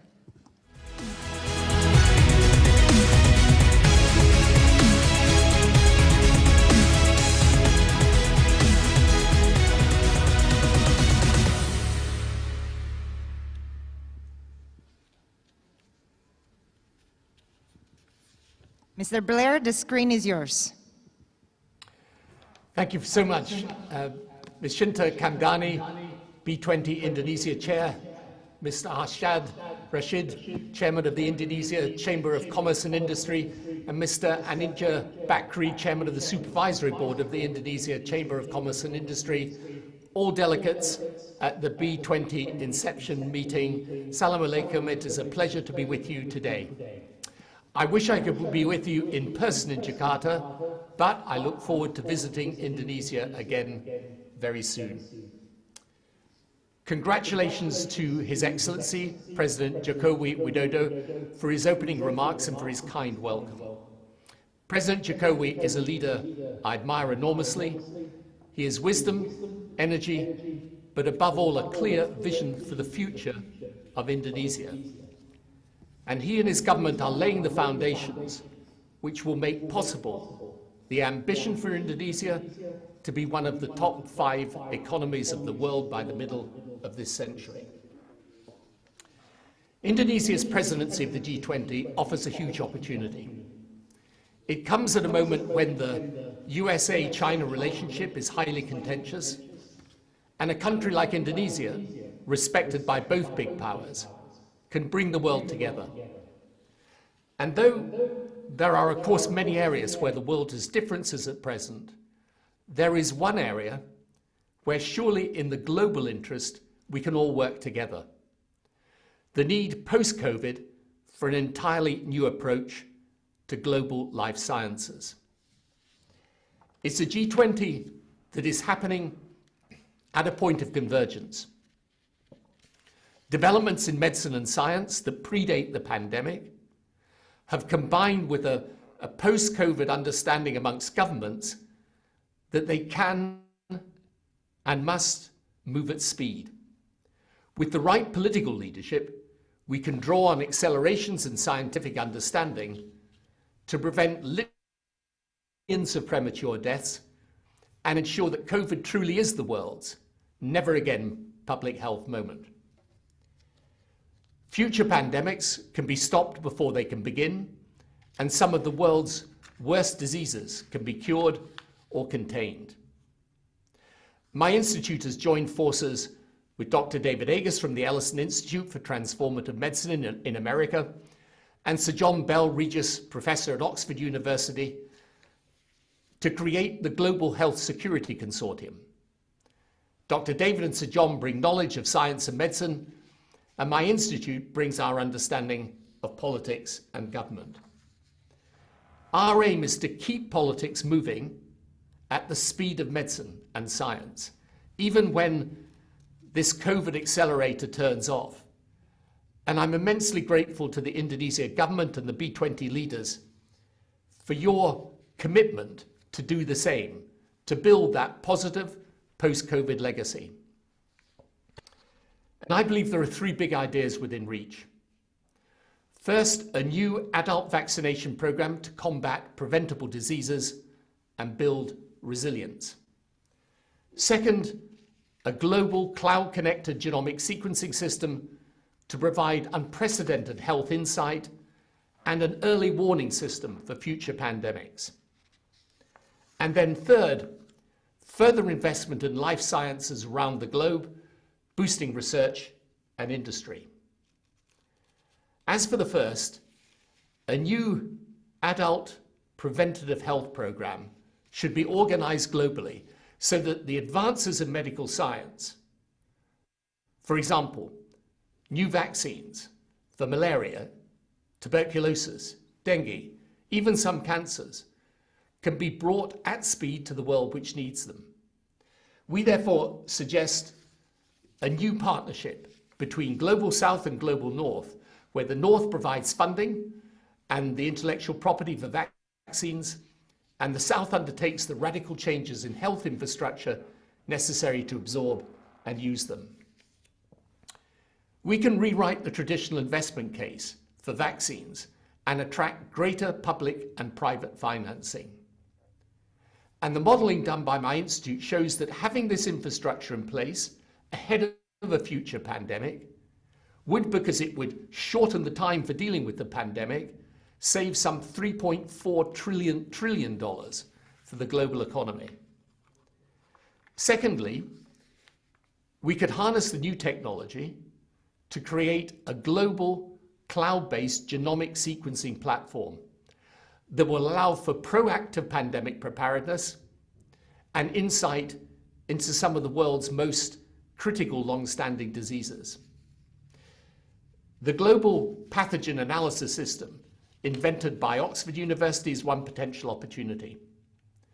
Already in deployment in a limited set of countries, it could provide for the world near instantaneous analysis of new variants for public health systems.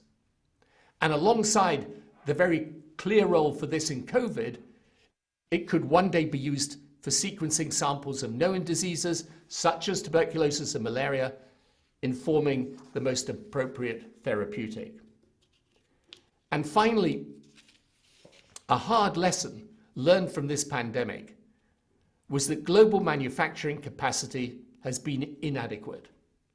Very few countries have facilities capable of providing a sovereign supply of vaccines, and whereas well over 50% of people living in high-income countries have been fully vaccinated, this figure drops to less than 10% in some of the low-income countries. However, great credit must be given to Indonesia for your widespread vaccination coverage, which has been a great success. But I know that your ambition is now to build on your already impressive life science capability to create a new set of partnerships for the manufacture of vaccines in Indonesia. And I know from discussions around the world that there is big enthusiasm for this. I think every major country should align around a life sciences strategy. And then globally, we should organize the capacity to ensure that the advances in medical science are brought to the aid of the people, even in the poorest parts of the world.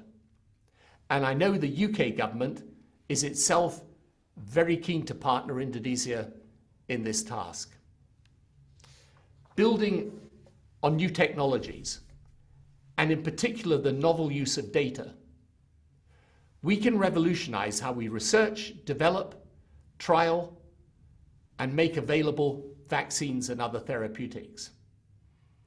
The Global Health Security Consortium stands ready to support Indonesia to forge what can be called a global health alliance, including enabling the B20 to convene industry and the best minds so that we turn November's Bali Declaration from theory to practice.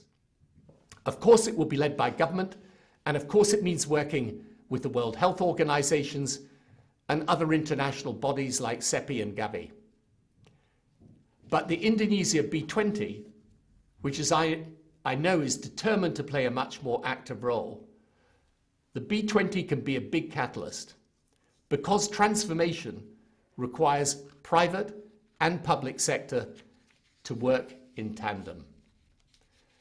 So, delegates, we have a huge challenge ahead of us, but the potential to do something about it is also huge, and the planning starts now.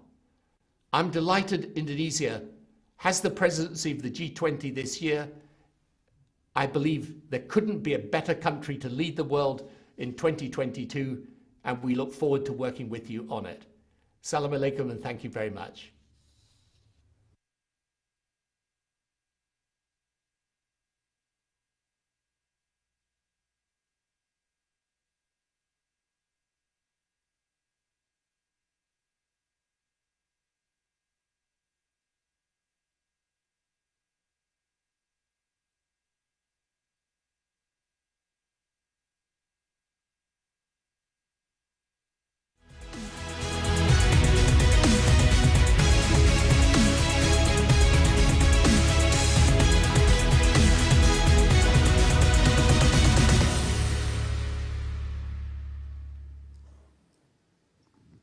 Professor, the screen is yours.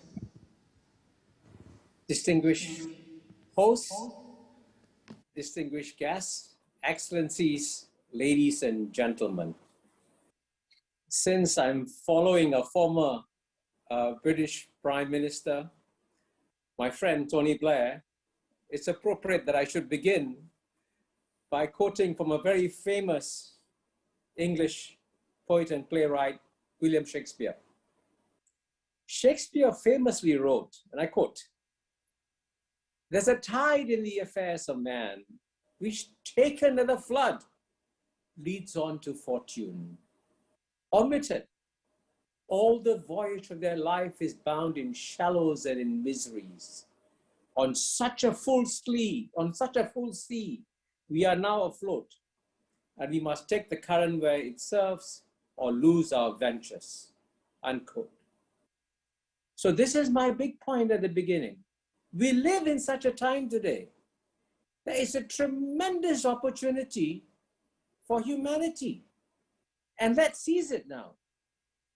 Because there's one simple fact about the human condition that almost nobody is aware of, that we have done more to improve the human condition over the past 20 years in the 21st century than in any other similar period in human history. We have more than halved global poverty. Life expectancy has gone up from 66.3 to 72.4. Infant mortality has gone down from 52.8 to 28.2 per 1,000 live births. And Indonesia itself is a prime example of this extraordinary progress. Its GNP has gone up from $165 billion in 2000 to over $1 trillion in 2020. Look at that. $165 billion to $1 trillion in 20 years. Its trade with the world has grown from 96 billion to 339 billion. Poverty has declined in Indonesia. The middle class is growing. But even as I share this good news, we all know that despite this remarkable progress in the world, in Asia and in Indonesia, it's also true that we now live in a pessimistic world. As President Jokowi has said, as Prime Minister Tony Blair has said, COVID-19 has shut down our world for over 2 years. With aviation traffic down, global tourist flows have declined. And sadly, even as we speak, the COVID-19 cloud continues to haunt our world. To make matters worse, another dark cloud hangs over the world, a geopolitical cloud. As we all know, a major geopolitical contest has broken out between the United States and China. And I'm glad that Prime Minister Tony Blair referred to it too. So at a time when we need global unity to handle global challenges, we are entering a more divided world. In the midst of this challenging global environment we have, therefore, we should all be glad that Indonesia has assumed the chairmanship of G20 in 2022. Because if there's one country that can lead the world through this particular moment of promise and peril, it's Indonesia. And this is, I'm glad that Tony Blair said this too. So what special strengths does Indonesia have? Firstly, it has a strong and experienced leader, President Joko Widodo. As I wrote recently, he's the most effective, democratically elected leader in the world today. Secondly, in our diverse, multi-civilizational world, Indonesia's national motto of unity in diversity, Bhinneka Tunggal Ika, should become a global motto. And thirdly, Indonesia is a country that is trusted by both East and West, especially by both China and the United States, and equally importantly, is trusted by the developing countries too. In fact, no other country in the world, therefore, is as well suited as Indonesia to lead the G20. And Indonesia has provided leadership at critical moments in history, the 1955 Bandung meeting, the 1994 APEC Bogor meeting. So Indonesia can once again provide leadership now. And I believe that Indonesia can do by sending out 3 key messages during its chairmanship of G20. Firstly, we must learn the big lesson from COVID-19. It has taught us that we all live in a global village, and to use an Indonesian word, in a small kampung. And if you live in a small kampung, if one person falls sick, all of us are going to fall sick. And that's what's happened to the world, which is why the UN Secretary General Antonio Guterres has said, we must vaccinate everyone. And what's remarkable is that the cost of vaccinating the world is very low. It's only $50 billion. And you remember, the last effective G20 leaders meeting was the London meeting in April 2009, which saved the world from the global financial crisis. And they had to commit $1 trillion. Today, we only have to commit $50 billion. And there'll be a return of 180 to 1 on that investment, $9 trillion gain. And even Prime Minister Tony Blair referred to how the global economy will be strengthened if we can eliminate COVID-19. So clearly, if we can vaccinate everyone, it will save the world dramatically. And that can be done at the G20 meeting. The second simple message that Indonesia can convey is to get the G20 leaders to quietly persuade China and the US to press the pause button on the geopolitical contest that they have launched. Clearly, many countries, especially the poor countries, are still struggling from COVID-19 and the global economic downturn.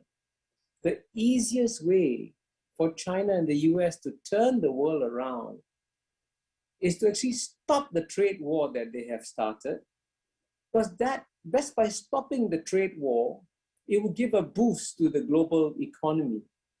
And President Joe Biden himself has said in 2019 that the trade war has hurt Americans. He said, President Trump may think he's being tough on China. All that he's delivered as a consequence of that is that American farmers, manufacturers, and consumers are losing and paying more. That's what President Joe Biden said in 2019. So the economic arguments are clear. The trade war is not helping anybody. It's not helping the United States. It's not helping China. It's not helping the world. So this is, again, as Prime Minister Tony Blair said, Indonesia has probably a unique ability to be persuasive in this area. That's the second message that Indonesia can help to convey. And the third important message that Indonesia can convey is to perhaps tell the world that there is one part of the world that is actually continuing to believe in trade and globalization. And that's, of course, East Asia. We all know that this year in January, Indonesia, together with the other ASEAN countries, together with China, Japan, South Korea, and Australia, New Zealand, has launched the world's largest free trade agreement, the Regional Comprehensive Economic Partnership. it will give a significant boost to trade and economic development in this region. And the tragedy here is that the virtues and free trade and economic development were taught to East Asia by the Western countries. But today, the Western countries, sadly, including especially the United States, are walking away from these free trade agreements, walking away from greater global economic cooperation. But since Indonesia, as I explained earlier, has participated in such a dynamic fashion in East Asia's economic growth, it can use the East Asian model to tell the world that, hey, there is a better way out for the future. And this is why I'm glad that the G20 meeting is beginning with a B20 meeting, because it is the business leaders who understand better than anybody else what happens when you open up the world. We all benefit from it.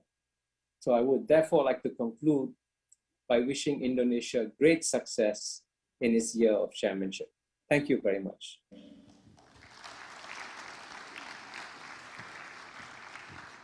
Thank you, Professor Mabubani.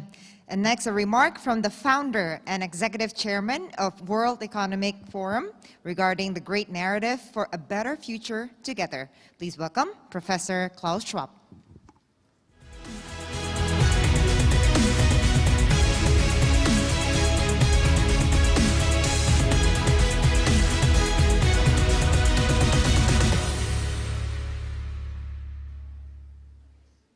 Dear President Widodo, dear ministers, Chairman Rashid, Chairwoman Kamdani, dear co-chairs and participants. It is my pleasure to address you at this Inception meeting of the B20 in Indonesia. I regret not being able to join you in person, but I look forward to be with you very soon during this crucial year of your G20 and B20 presidency. The agenda you have laid out for the year ahead is incredibly important. The G20's aim is to recover together and recover stronger. But as we all know, this recovery cannot happen without a resilient, sustainable, innovative, and inclusive business contribution. The B20 knows as no other organization how intertwined the fates of the world's largest advanced and emerging economies are. In the past 20 years, the high economic growth in the G20 emerging economies helped sustain growth in the advanced economies, and vice versa. These past 2 years, we have seen that the inverse is also true. The pandemic damaged virtually all of the world's G20 economies, but to different degrees. It reminds us that a true global recovery can only happen if we restore trade and production in all of the world's G20 economies. This brings me to the first focus we must have in the year ahead, to rebuild the global economy in a more resilient way. Of course, resilience in the short term means that we can withstand any future disruptions from the pandemic in much better ways. To do so, to prevent future outbreaks, is better than to cure their economic impact. Therefore, Indonesia is right to focus on improving global public health conditions in the year ahead. Many of your businesses are aiding in this effort. You are producing, shipping, and sharing vaccines and protective equipment, and you are building a more robust healthcare system that can be scaled up and can be scaled down according to the needs. But building long-term resilience in the economy is even more important. In the World Economic Forum latest Global Risk Report, it became apparent how the risks we are facing change as we change our lens from the short term to the medium term and to the long term. In the short term, livelihood crisis, social cohesion erosion, and the direct impacts of the COVID-19 pandemic dominate. But the picture changes dramatically when we turn to the risks a decade ahead. They are all about climate action failure, extreme weather, and other nature-related crises. That brings me to my second point. As we aim to build a better future post-COVID, our strategic objective should be to focus on sustainability. On this issue, the business community plays an even more important role. Since the run-up to the Paris Agreement, we have seen how much more progress the world can make when business leads the way and supports government action through public-private cooperation. Climate action is a matter that concerns all stakeholders. For the leading global businesses present here, that means accelerating and pioneering state-of-the-art technologies to prevent or capture harmful greenhouse gas emissions. At the World Economic Forum, our Mission Possible partnership serves precisely that purpose. For business, in the G20 emerging economies, it will be key to leapfrog from the fossil fuel phase of development straight to renewables and the circular economy. That is, of course, not an easy task. Indeed, no advanced economy has managed to do so. But the possibility does exist, and its rewards are great. None of this will be possible, however, as I mentioned, without innovations. That is the third point I would like to stress. Throughout history, humanity has overcome its current challenges not by blaming each other or fighting, but by collaborating and innovating. The innovations of the first industrial revolution literally propelled the United Kingdom to being the most prosperous nation on earth. These innovations included steam technology for boats, trains and industrial machines, and advancements in manufacturing. In the second and third industrial revolution, the G7 countries moved forward, inventing and mass-producing the internal combustion engine for cars and planes, and introducing digital technologies such as the personal computer and the World Wide Web. But in the ongoing fourth industrial revolution, businesses of the entire G20 are innovating for a better future. We should not forget what great opportunities are given to us by the fourth industrial revolution. Let me just mention artificial intelligence and many, many more, which could help us to take a leapfrog approach in addressing, for example, environmental challenges and problems which we have to solve. I admire the tech companies here in Indonesia and ASEAN that are introducing the latest technologies and working to make the region's economy more sustainable. And that leads me to my fourth and final point.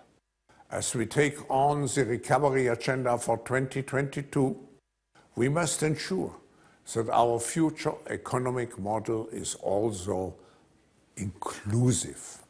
Already before the pandemic started, the gains in the global economy were distributed unevenly.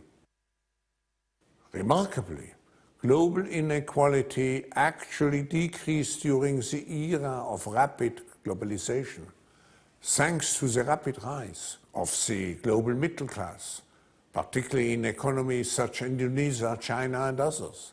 But as we all know, inequality within almost all of the G20 countries has significantly worsened in the past years, and COVID only made matters worse. In many places, we are now at a critical point where future growth is threatened by the rightful indignation of those who were left out or who were left behind. Therefore, it is incumbent on all of us as business leaders in each company and organization to alleviate the inequalities that still persist. This includes inequalities in pay between men and women, inequalities in opportunities between people from various racial, cultural, and social backgrounds. Building a more resilient, a more sustainable, a more innovative, and a more inclusive economic model is not only a moral or a macroeconomic imperative. It is also the right thing to do from a business perspective. The short-run profits we sacrifice are more than offset by the long-term sustainability and resilience of our businesses. This is the philosophy of stakeholder capitalism, an idea and concept the World Economic Forum has championed for over 50 years. As we enter into 2022, and the B20 builds on an agenda of inclusion and sustainability, I invite you to join the stakeholder approach and to walk the talk. As you imagine in your strategic consideration a better for your future, for your own businesses, I invite you to join us in measuring your environmental, social, and corporate governance performance, or ESG. The stakeholder capitalism metrics, which we developed together with the big audit companies, allow any company to track their own ESG progress, and in such a way to be accountable to the public for its achievements, not only towards the shareholders, but also to all the stakeholders it has to deal with. As I close my remarks, I would like to commend again President Widodo for his call for more collaboration between the public and the private sector, and for more global public-private partnerships. Mr. President, everyone who listened to your speech at the World Economic Forum's Global Agenda Week just some days ago has been deeply impressed with your agenda. It is very clear that you and your cabinet have a key responsibility this year 2022 to develop a comprehensive roadmap.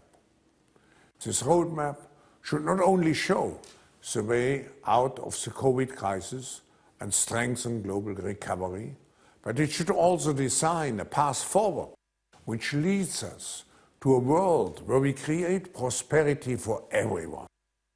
We need a world where we recenter the human being in the midst of our efforts, and where we live again in harmony with nature. I wish you all the best for the meeting and the year ahead, and look forward to building a better future together with all of you. Thank you, Professor Swab. We now proceed to the fireside discussion, which consists 3 sessions and led by a session chair. On this session, renowned global business leaders and experts will share their on-the-ground experience and insider perspectives around the main topics prioritized for B20 Indonesia 2022, namely embracing collaborative recovery and growth, boosting an innovative global economy post-pandemic, and forging an inclusive and sustainable future. For the first fireside discussion, the session chair will be John W.H. Denton, Secretary General at International Chamber of Commerce, and the discussion is embracing a collaborative recovery and growth. Mr. Denton, the screen is yours.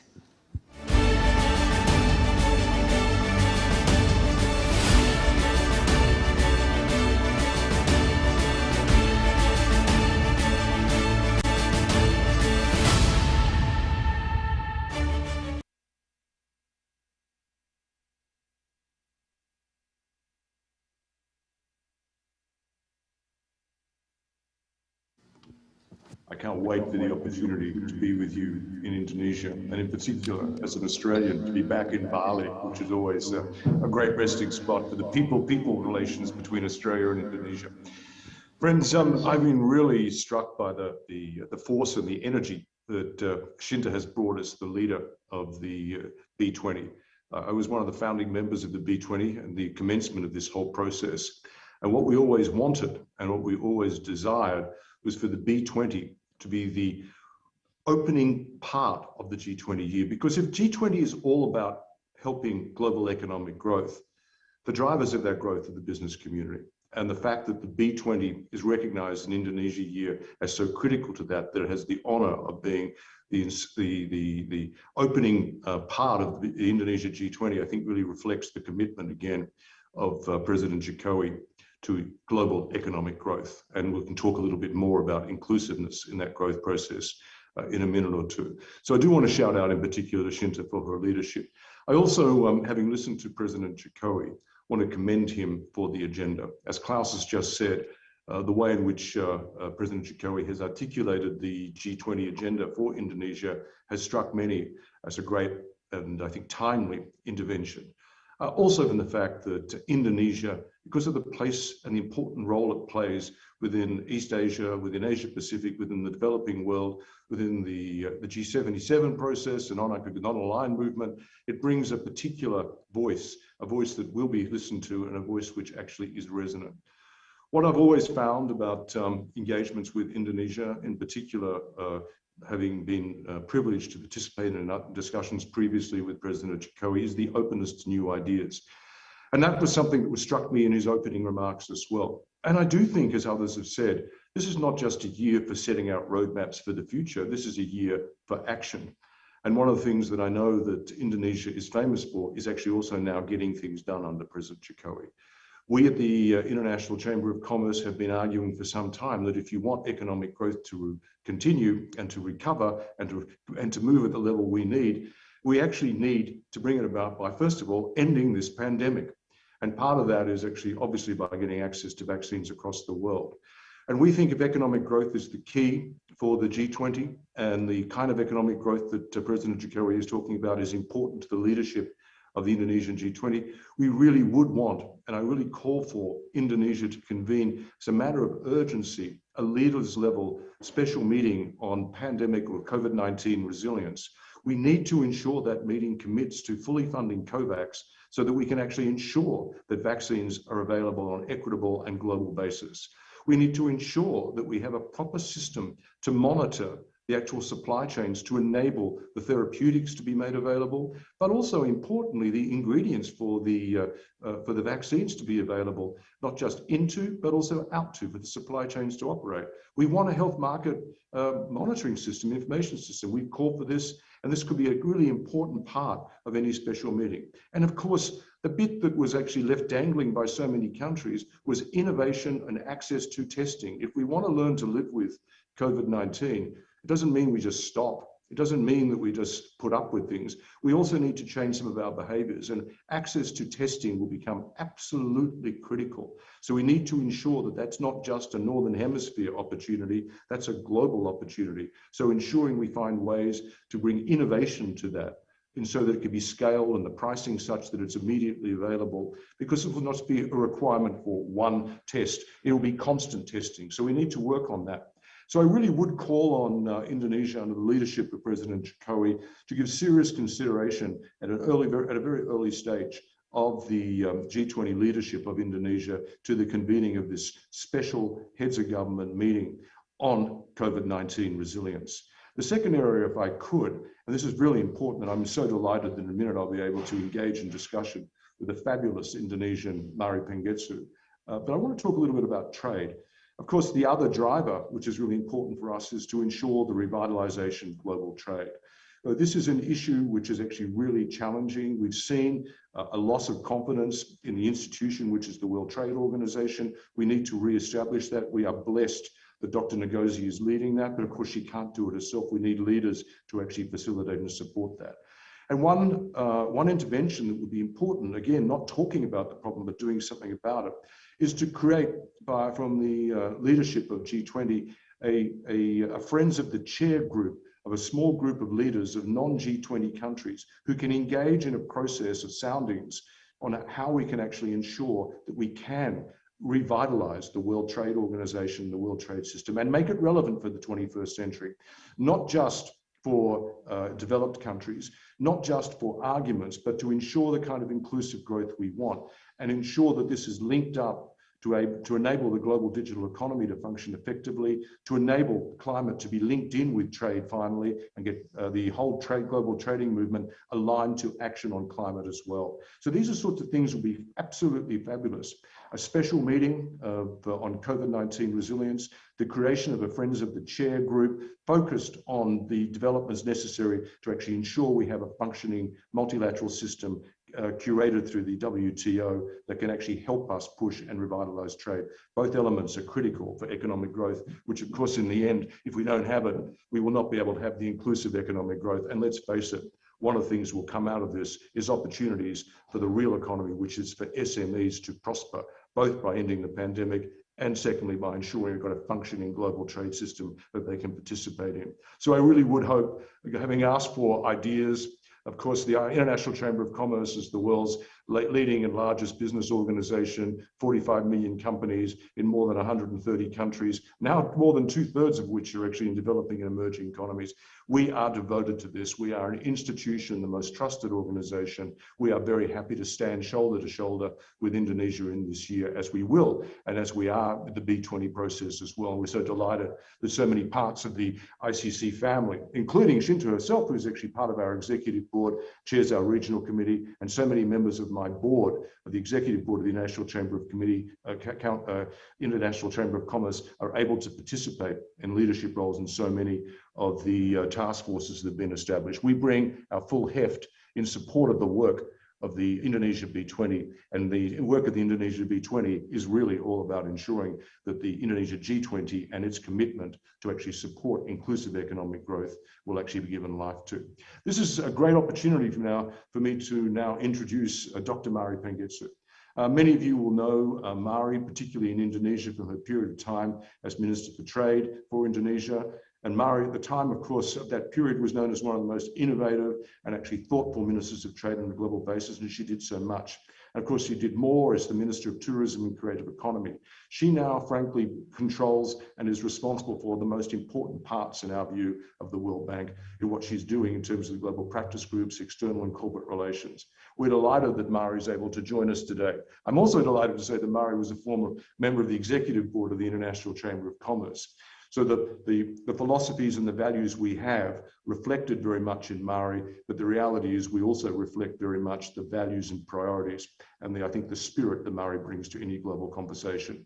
So now it's a great opportunity for me to invite Mari to make a couple of comments, particularly given the role that she plays, and in particular the World Bank must play, in order to ensure that we get enough movement in the global economy. And I think it's always helpful when someone like Mari can also talk to us about her global perspectives on this. Let's face it, health policy these days is economic policy, and understanding how all this plays out is really important. So I'm going to ask Mari now to give a presentation on the way in which the global economy is moving, and also I think will show you the unevenness which has been picked up before in some of the other comments we've seen. So if I can introduce you, Mari, to make a few comments, and then we'll have a bit of a Q&A afterwards. Thank you.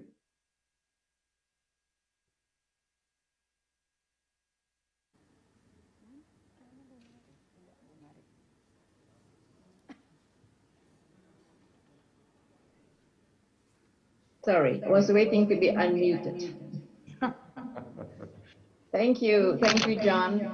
It's great to be with all of you even though it's partly virtual, virtual for us, but I know that many of you are in Fairmont participating in this very important event, which is 20 Inception meeting. I was asked to give a brief overview of how the World Bank Group currently sees the prospects of the global economy, especially for emerging markets and developing economies. So I think we just released our global economic prospects in January. So most of these trends are coming from that report. So any of you who wants to know more in detail can that report. But basically, the story is that we had a big surge of growth bound with global GDP surging to 5.5% in 2021, which is the largest post-recession rebound in 80 years. But growth is expected to slow to 4.1% in 2022 and 3.2% in 2023. And the slowdown is occurring as pent-up demand dissipates and fiscal and monetary stimulus is unwound. As we know, there has been unprecedented fiscal and monetary stimulus, which is now being wound down. And it is worth noting that the slowdown over the next couple of years is in a league of its own. It's also the steepest slowdown after any rebound from a global recession since 1970. And as John mentioned, what we are experiencing is uneven recovery. And the slowdown is going to lead to inequality, both between countries and within countries. First, let me discuss the inequality between countries. What we are seeing is that advanced economies rebounded, and even though they're expected to slow down in growth from 5% to 3.8% in 22 and 2.3% in 23, it will still be sufficient to restore GDP output and investment. In 2022, 9 out of 10 advanced countries will have regained their pre-pandemic levels of per capita income. The story is totally different with emerging and developing economies, which are lagging in recovery and having a slower growth of 4.6% in 22 and 44.4% in 23. This needs to be compared with the 5.1% average of the previous decade prior to the pandemic. So prior to the pandemic, emerging countries were growing faster than advanced countries. So you were having a divergence, but now you're having a convergence because of the slower growth. So in even by 2022, only 4 in 10 emerging market economies would have recovered pre-pandemic levels. And in 2023, the total output of emerging market is expected to be only 4% below the pandemic level. Second, we have seen inequality within countries increasing, particularly in low-income countries, as shown by changes in the Gini coefficient, which is the measure of inequality. And it's not surprising because the lower income households are the ones that are worst impacted and less able to deal with the shock. In low-income countries and in sub-Saharan Africa, there's a number of households reporting income losses rose to more than 70%. And what's worse is what we call the scarring effect of learning losses and health impact on children and women because of school closures and because of health services being focused on the pandemic and leading to human capital losses from lost learning, which will also reduce productivity and there has been an unequal impact on the learning losses, impacting women more, impacting lower income households more, and so on. So that's what we are referring to as the long-term scarring effects. So this gloomy story is really just to emphasize that G20 needs to have a concerted effort to address these inequalities between and within countries and prioritize the issue of green and inclusive development, as has been emphasized by the Indonesia G20 year. And getting development countries back on track is not just about the development issue, but it's also going to help the global economic growth, given the share of growth of developing countries. The global cooperation that all previous speakers have emphasized is really one of the keys, which is the equality of vaccination and access to testing and so on. And then cooperation of orderly exit from the unprecedented fiscal and monetary stimulus, addressing the issue of debt, and really how to support developing countries to have green and inclusive growth. These are some of the major themes I know that's in the G20 year, and especially when the G20 chair is a developing country. So I just wanted to say that, yes, gloomy story, but the opportunities are there to address these issues. Now, let me just turn finally to the private sector, because we know that without the private sector, we really cannot have the recovery. We have done data collection on over 100,000 firms up to March 21 through our Business Pulse surveys. Although the situation continues to evolve, these surveys provide a few insights on firm recovery that can inform policies going forward, especially in regard to the private sector. Just let me mention 4 trends. First, financial vulnerabilities are higher in countries with less developed financial markets. Within countries, large firms are recovering faster than micro and small firms, raising the concerns of increasing market concentration, and therefore the particular attention to MSMEs. So again, I think this is one of the priority in the B20 agenda. It is really very important to address it. Second, fewer firms are cutting down on labor than earlier in the pandemic, but the recovery in employment is not compensating the initial decline. This suggests that all jobs lost during the pandemic may not come back, even as sales trend come back to their pre-crisis level. And this is not because of a level of digitalization or automation. It's really because of the high levels of uncertainty. So addressing uncertainty is really a key issue. Third, business continues to leverage digital technologies to adapt to the crisis. But uncertainty inhibits wider adoption, and there remains substantial gaps between small and large firms. The share of businesses increasing the use of digital technologies rose from 31% in the early months of the pandemic to 44% some 7 to 12 months into the crisis. While the share of businesses making new investments in digital solutions grew from 17% to 29%, the likelihood of digital adoption among micro firms is more than 1/4 of the adoption rates among large firms. Again, another agenda of how to increase the digitalization, especially for SMEs, and how private or public support is needed for that. Fourth, access to policy support has nearly doubled since the early months of the pandemic, but is provided unequally. Firms in low-income countries continue to be half as likely to benefit from public assistance. This is, of course, related to the constraints of fiscal space compared to businesses in high and upper middle income economies.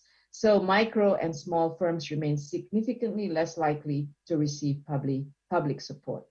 So as we emerge from the crisis, it's really important to untangle these issues, because a dynamic private sector is what is needed in emerging markets to lead the economic recovery. So there needs to be timely support for firms, especially the most vulnerable ones.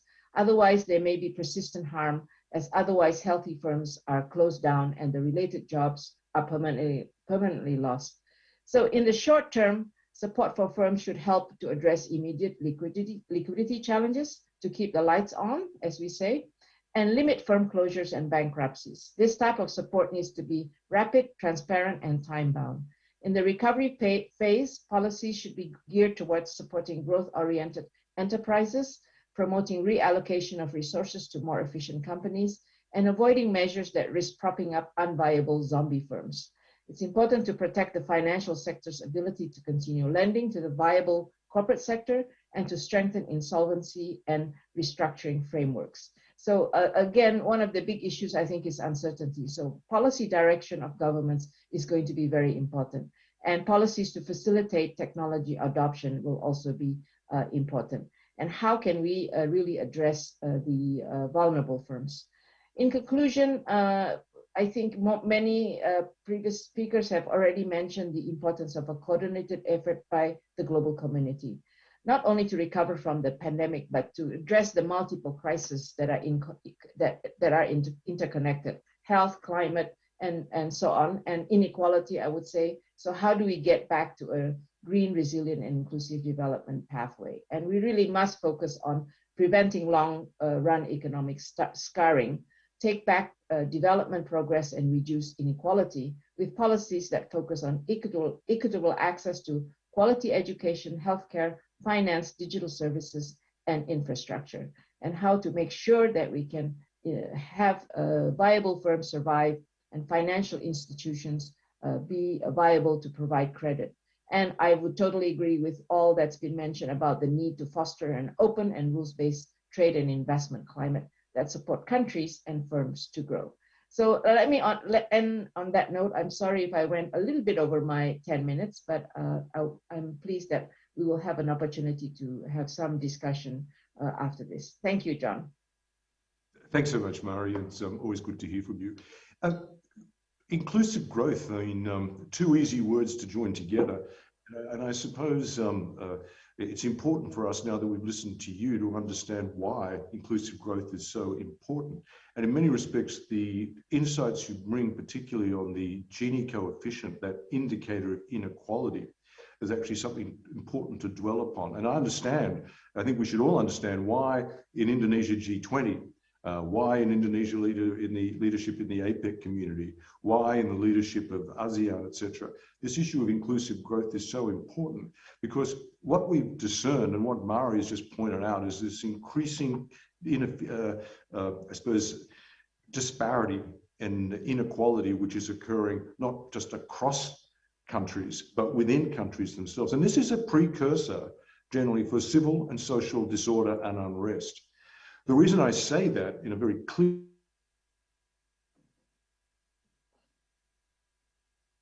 that those who are subject to that, who are losers there, actually have opportunity, which is why it's really important that we focus on creating environments to enable small, medium enterprises, or we say the real economy. We need to enable people, and I'm not talking about building opportunities just for 50 or 100 or for unicorns. I'm talking about giving people the ability to generate income to support themselves and their families.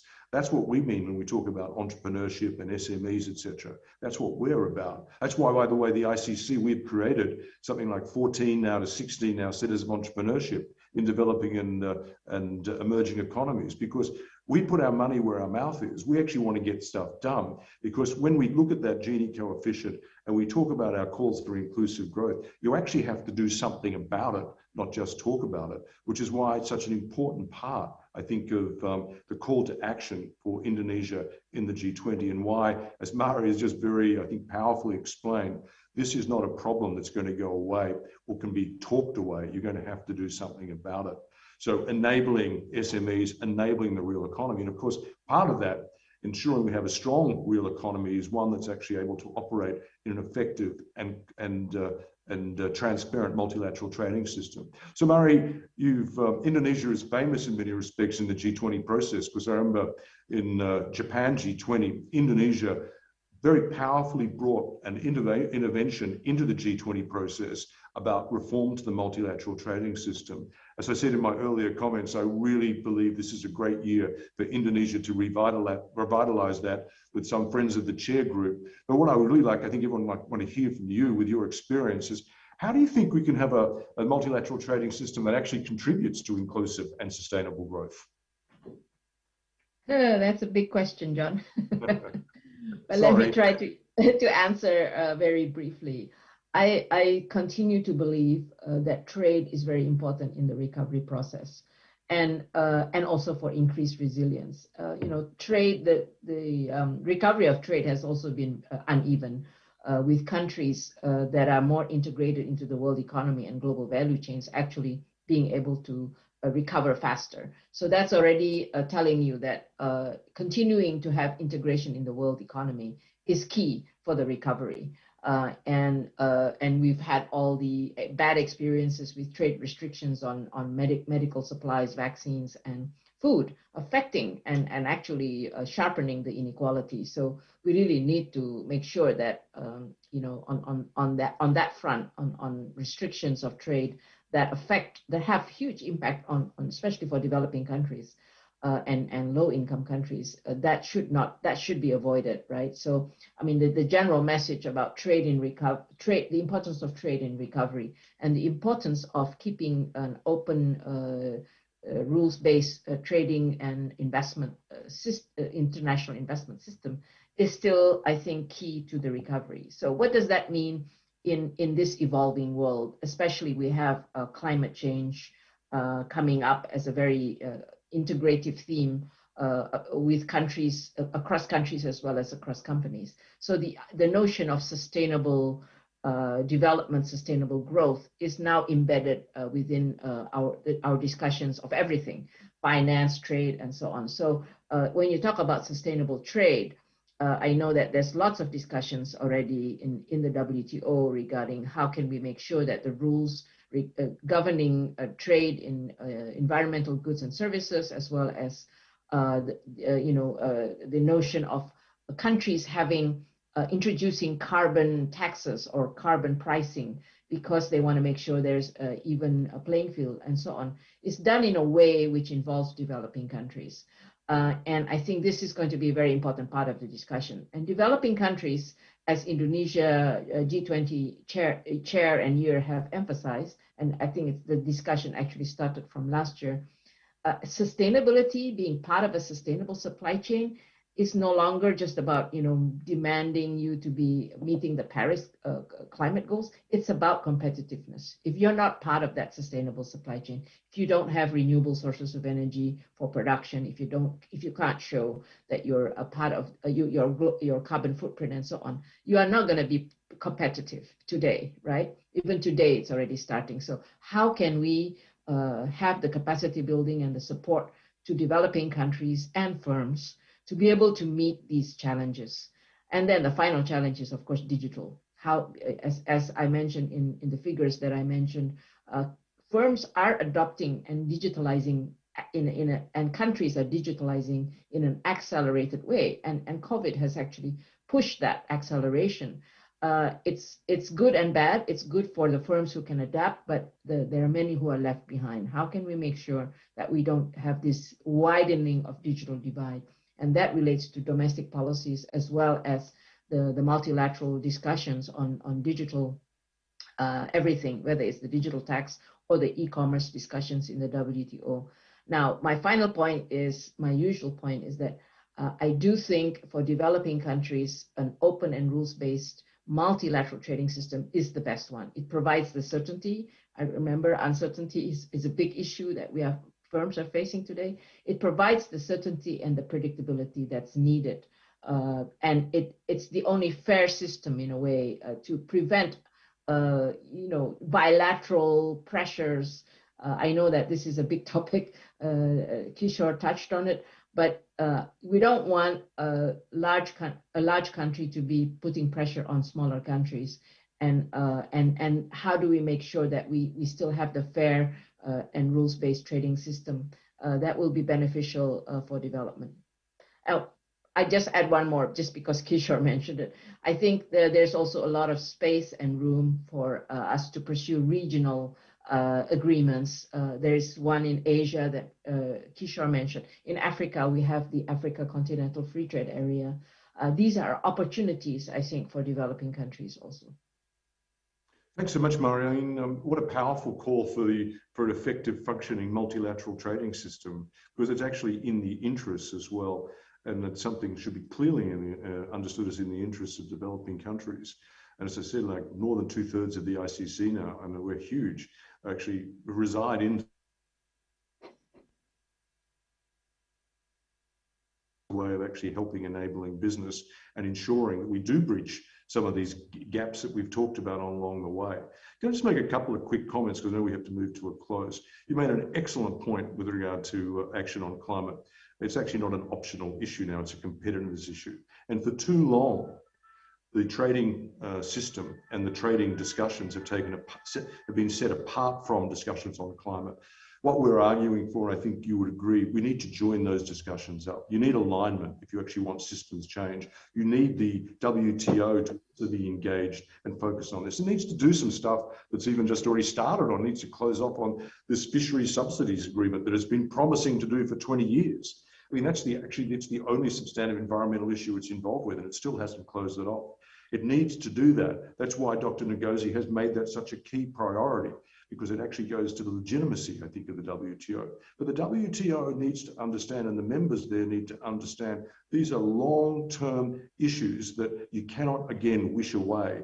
The trading system operates on the planet. We need to ensure the planet is healthy. We therefore need to ensure that we take this action. And actually bringing those voices in is very powerful. So it's something we must do. I actually also think, and what we've talked about along the way here, that we've grappled now with some pretty big issues in a relatively short period of time. What we see now with Indonesia G20 leadership is the opportunity not to put out roadmaps for the next 20 years, but actually to understand the framing for inclusive growth we've talked about. It's important for economic prosperity. It's important for real people in their villages, in their homes, for their families. Ensuring they get an opportunity to build the lives that they actually want is so critical. So that's what inclusive growth is all about. So it's not time to put that off. We actually know bringing the pandemic to an end and actually getting resilience to deal with is critical. So I really do urge Indonesia's leadership to seriously consider a special meeting of leaders on COVID-19 resilience, focusing on the issues about fully funding COVAX, ensuring there's proper access to testing, ensuring that we've got supply chains functioning properly. These are all doable and deliverable. And the other, going to this broader point that we've been talking about, is it's in the interests of the developing world, which is why it's so good to see Indonesian leadership here, to have a functioning multilateral trade system. A mechanism that may be used to support that, to actually force the pace on that, we'll be using a Friends of the Chair process to take soundings to see how much further we can go. So we can support people like Dr. Ngozi to get the change needed in the WTO to enable an effective, functioning, inclusive multilateral trading system. It's a huge pleasure for the ICC to be deeply involved with the B20 again. We are very excited by the prospect of the leadership, not only because of the energy that Shinta brings to the B20, but because of the promise that President Jokowi brings for the opportunity of ensuring a G20 that actually speaks for and helps the world. So thank you very much for the opportunity to speak with you today. And also particular thanks, there's a particular treat to have Dr. Murray Pingetsu with us as well.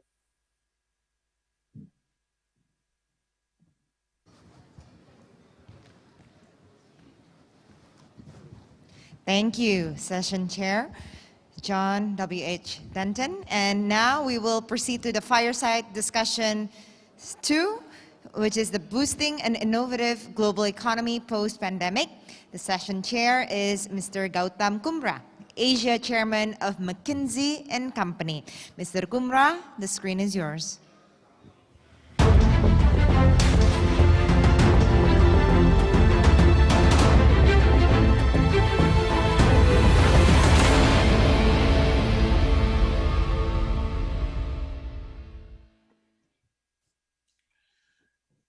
Well, thank you, and good evening.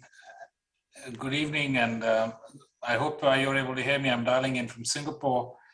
To start with, I'd like to just start by congratulating, and like the previous speakers did, Indonesia to have been appointed as the host for the G20 meeting this year. And the speakers before me have very eloquently put reasons why Indonesia is well positioned. The one factor I'd like to highlight is Indonesia's role in a very fast digitizing world economy. In fact, even pre-COVID, Indonesia was already amongst the fastest digitizing countries in the world. And if you look at Indonesia today, I'm struck to note that more than 8 million SMEs are participating in the digital ecosystem in Indonesia. And very interestingly, more than half of them tend to be owned by women entrepreneurs. So Indonesia, for many reasons, as has been mentioned, is extremely well positioned to make a difference through G20 and B20 deliberations this year.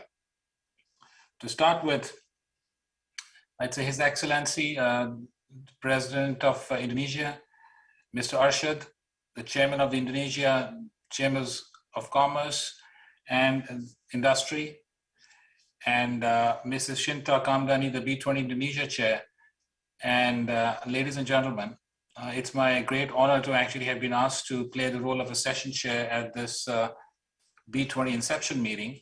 I wanted to say a few comments to just set the stage before I invite many of the outstanding speakers that are about to speak to all of us. As we all have witnessed personally, COVID has upended almost every aspect of our lives.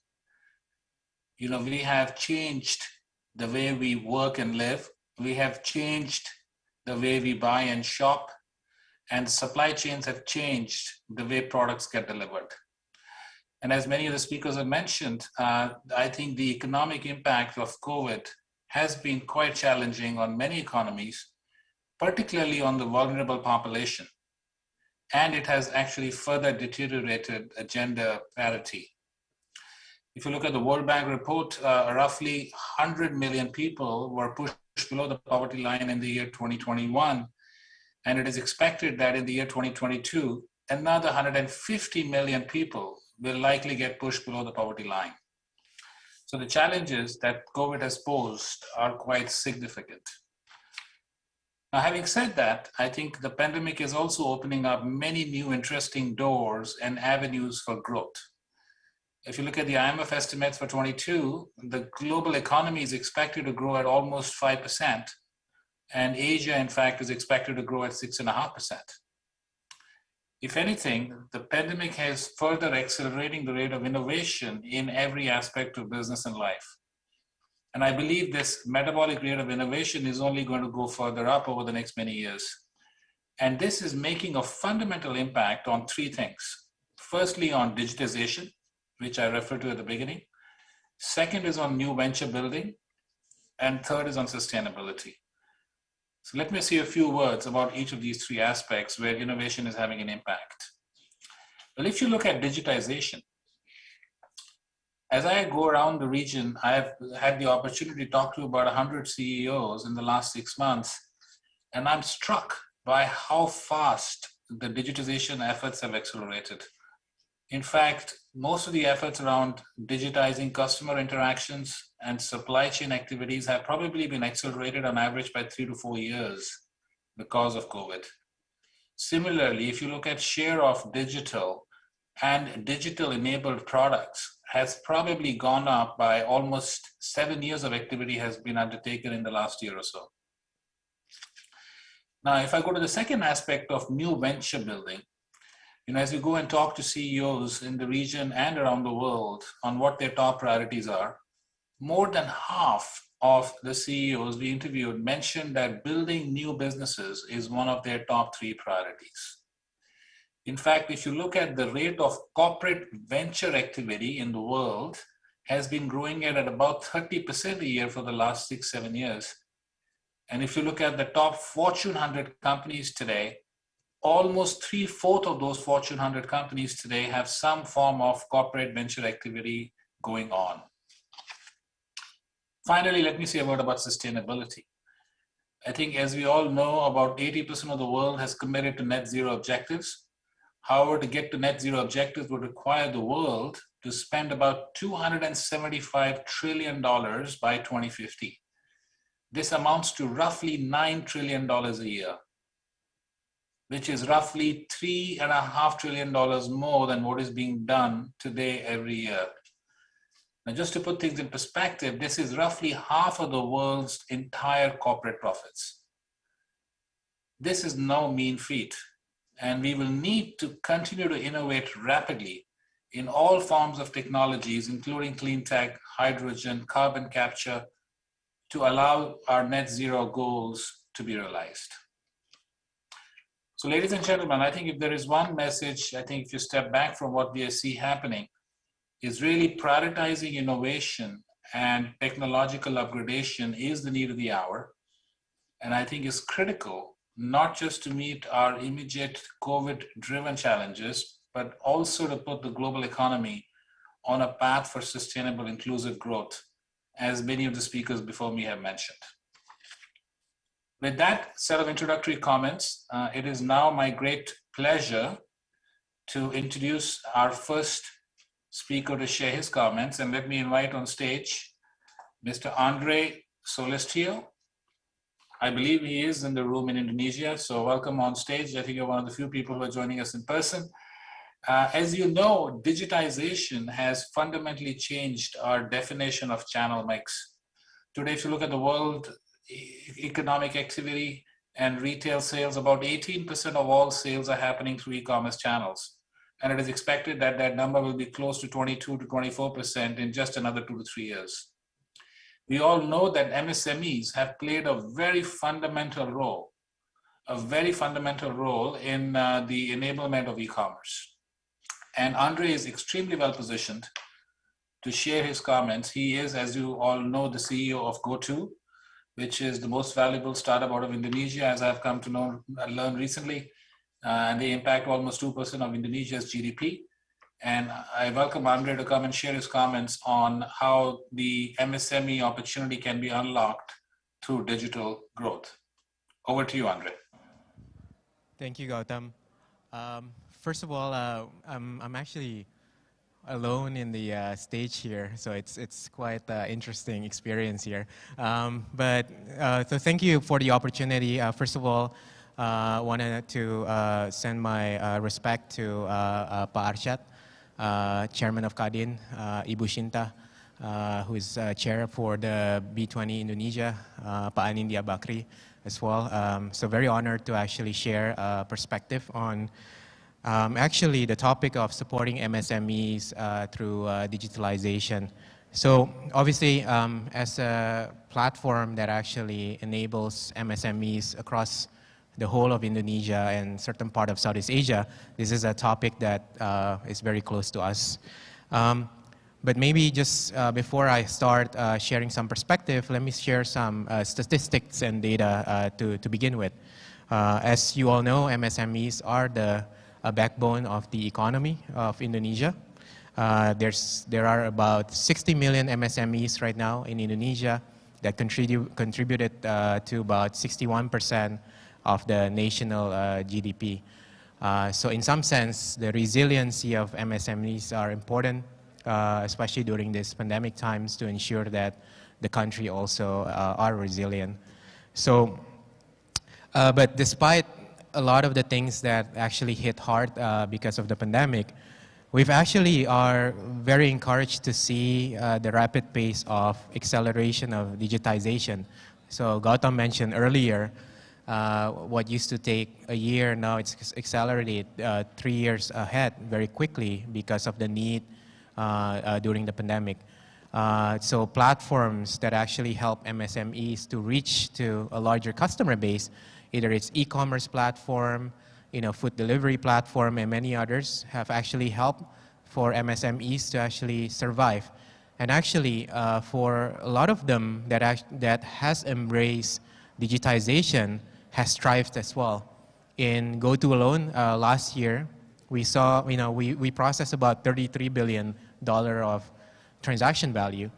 And because we're not selling our own product, this is actually sales that is actually generated for all the merchants that we partner with. And that actually has increased year over year. So you can imagine that a lot of opportunities has actually been made through digital platforms for those MSMEs to actually get income opportunities. So this is actually a very important trend, and we're obviously super excited about this. And what needed to be done, what has been accelerated fast, we need to ensure that the continuing of adoption, the acceleration of digitization shouldn't stop post-pandemic. So what's great, we need to continue to invest and to ensure that, again, MSMEs can be helped because of the digitization. So why is it important? The first that I really want to focus on is this gives the ability for inclusive growth. So why do I say that? Previously, if you are a business, the way that you are able to actually embrace a larger customer base is if you have the capital to be able to be within the demand. Because of digital platform, not only there's an opportunity to democratize economic opportunity through a lot of the different sizes of businesses. What we've seen in the platform that we established when we actually launched our food delivery product, for instance, there are multiple small businesses, mom and pop store, who never get traffic because they're located far away from city centers, far away from demand, that suddenly got a lot of demand from a lot of customers because of what food delivery actually bridge. So wherever you are, whenever you are, you'll be able to get access to consumer demand. Similarly, the opportunity to democratize this economic activity is not just between the sizes of businesses that actually is operating, but also in terms of location. As you know, Indonesia is an archipelago country, so in a lot of ways, merchants who are selling in smaller islands will not get enough demand to be able to sell their product. But because of what a lot of e-commerce platforms have actually established, again, where the supply is, these types of e-commerce platform gave the ability for a lot of these merchants to meet multiple consumer demands. And via investment in logistics, delivery is made easy. And even today in Indonesia, if you want to order anything from anywhere in Indonesia, you'll get your items in the next day or 24 hours from now. And that actually allows, again, an opportunity for MSMEs to be participating in this larger demand and to create an inclusive growth. The other interesting part is digitization also increases opportunity to create cost efficiency. Again, similarly, many MSMEs are suffering because of the inefficiency of infrastructure. There's too many intermediaries that actually takes so much of the economic profit that makes costs to actually operating expensive for MSMEs.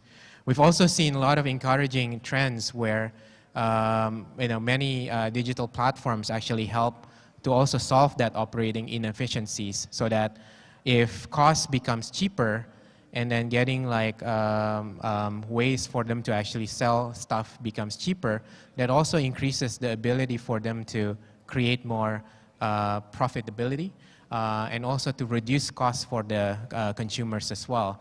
So that what ended up resulting is that a lot of less dense or less city center areas in Indonesia now has created a lot of pockets of income opportunities. So a lot of the regions actually started to actually be able to create that kind of economy within that area. And a lot of the economic activity also contributed to more job opportunities that itself create a sustainable, inclusive growth.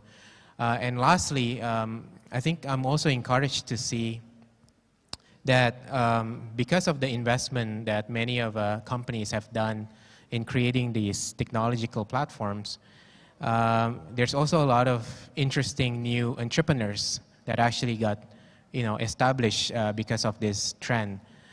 What used to be very hard to start a business, today is very easy. And many of these digital platforms actually help them not only to sell, but also to manage the operations better. In some sense, the analogy is that if you have a great idea or great product, it's so easy to start a business. And that actually have been true during this pandemic. In the last couple of years, we've seen about 1.5 million of additional MSME registered into our platform. And 60% of them are new entrepreneurs who never actually done any businesses before. And that's actually a very encouraging trends because obviously those excitement, those entrepreneurship will carry on in terms of creating this sustainable growth opportunities along the way, and in turn also create a lot of economic activity for that as well. So I think, yeah, so I think, there's multiple ways why, this digitization for MSMEs are important. But my message and my conclusion is that what's been great needs to be continue to be invested.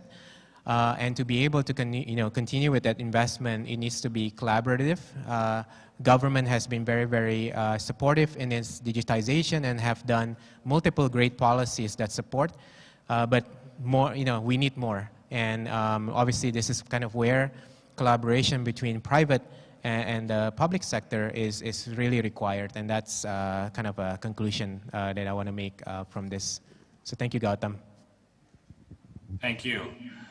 Thank you. Well, Asia, as you all know, has been at the center of driving the world's consumption.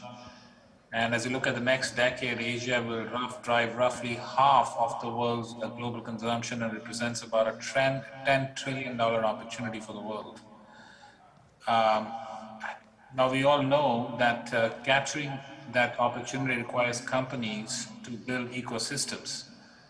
And I think nobody is better positioned than Mr. Joseph Tsai to come and speak to you about collaborative growth and unlocking digital opportunities through collaborative growth. So let me welcome Joseph Tsai, the co-founder and vice chairman of Alibaba, for his remarks. Gautam, thank you very much for the opportunity to speak here. I also want to thank His Excellency President Jokowi, and also the Indonesia B20 Organizing Committee to allow Alibaba to make a quick presentation. When we talk about multi-stakeholder collaboration using internet innovation and digitization to drive growth, Alibaba has taken the last 23 years of our history to experiment with this great process of growth, digitized growth driving for the Chinese economy. But over the last few years, Alibaba has also, stepped outside of China. If you look at our business, we are mainly a consumer-driven company for online shopping, and with over 900 million annual active users shopping on our platform in our home country. But what's more important is that we have built the infrastructure for driving and developing the growth. And that infrastructure today is productized into a business unit, our cloud computing unit called Alibaba Cloud. And we're using that infrastructure to enable other countries and entrepreneurs and small businesses in all around the world to drive growth. And internet by its nature is based on innovation, based on digitized information, and also most importantly, it's inclusive. Whether you're big or small, you can use the internet infrastructure to develop your business. And Alibaba's core strength and our core competency is to help small businesses to leverage the power of digitization. And I want to give you a few examples. There's nothing that's more inclusive than the Olympics. Olympics is an event globally where all countries come together in one place. The athletes, they compete, but also in the background, countries collaborate and have a chance to meet with each other. And this sense of inclusiveness is all embodied in the Olympic spirit. And Alibaba is proud to be the infrastructure cloud supplier to the Olympics. And so, for example, in the Beijing Winter Olympics, which is about to start in about a week, we are the cloud service provider for the online exhibition hall for the Beijing Olympics, where users can use the internet and the digitized formats to experience the Olympics from anywhere they are. As you know, we're in the middle of a pandemic, so fans cannot physically travel to the Olympic site, but they could use the internet and our infrastructure to experience the Olympics. We're also supporting broadcasters around the world who are broadcasting the Olympics. The traditional way of broadcasting is you have to bring a very heavy truck into the site, and then you have to bring your production people into the truck to produce the Olympics so that their home countries could see their own athletes perform. But today, with the Alibaba cloud infrastructure supporting broadcasters, we are able to enable the rights holders, all the TV broadcasters, to stay within their home country and do this production remotely, which really makes it very, very inclusive. Basically, has democratized the broadcasting process. So whether you're a big broadcaster or a small broadcaster, no matter how much resources you have, they could do the production remotely within their own country. And on this, we're working with the Olympic Broadcasting Services to enable that. And we are also enabling the athletes themselves using our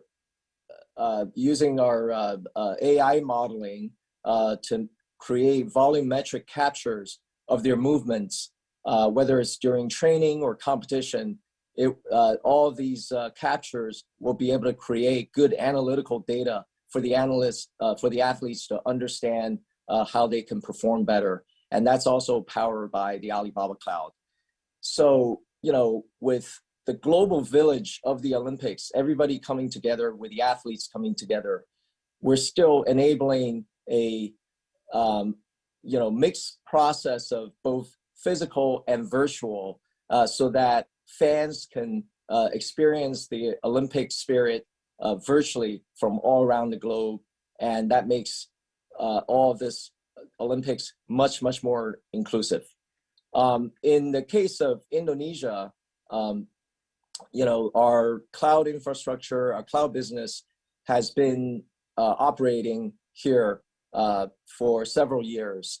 And our core mission here is to support entrepreneurs and businesses, especially small business, to become successful and help them grow. And I'm very honored to have the opportunity to be on the same panel as Andre, who we know, and his company is one of the leading digital companies today, really in the world, supporting a very, very important mission of making the services, delivery services, and all the sort of physical services available digitally so that you can order online. I think that's a great effort. We are in Indonesia making, actually supporting quite a bit of activity when it comes to helping young people to get trained. We're part of the this program called the Kartu Pekerja, which is a pre-employment card training program. And so far we have powered the training of skills and digital competency of people that have been affected by the COVID and pandemic. And so far we've been able to train 7.9 million people on 1,700 subjects for this training. And we're very proud to be partnered in this regard within Indonesia. The other example is we're partnered with the Ministry of Communications and Information on a digital talent scholarship program where we are providing the digital infrastructure for training young people, especially helping them to enhance their digital competency. And so all of these steps really come down to the importance of having the infrastructure for digitization. We live in a much more digitized world where the internet is everywhere and consumers are interacting with the internet. And at the same time, data is being captured through those interactions. And for companies and businesses that want to manage data from storage to analytics, Alibaba Cloud is often behind these kind of activities. And so thank you very much for the opportunity to make this presentation. And we hope to continue to make the internet more inclusive and drive growth through digitization. Thank you. Well, thank you. Thank you, Joseph. And let's continue the dialogue around innovation. Let me bring yet another dimension, the role of the telecom industry. And I think, as we all know, the telcos actually have played a very vital role in connecting all of us to our work, to our families, to healthcare, to schools. And I think it's also fair to say that the telecom industry itself is now going through major seismic shifts and is facing a whole set of challenges and opportunities around regulatory changes, technology changes. And I'm delighted to introduce Borge Ekholm, the CEO of Ericsson, who is joining us virtually to talk about one of those fundamental seismic shifts, which has to do with digital inclusion. So, Mr. Ekholm, welcome, and over to you for your comments.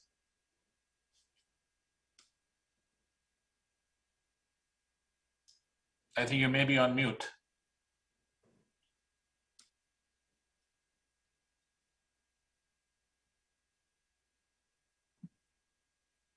Let's see if it works. Does it work? Yeah. Thank you, Mr. Kumra.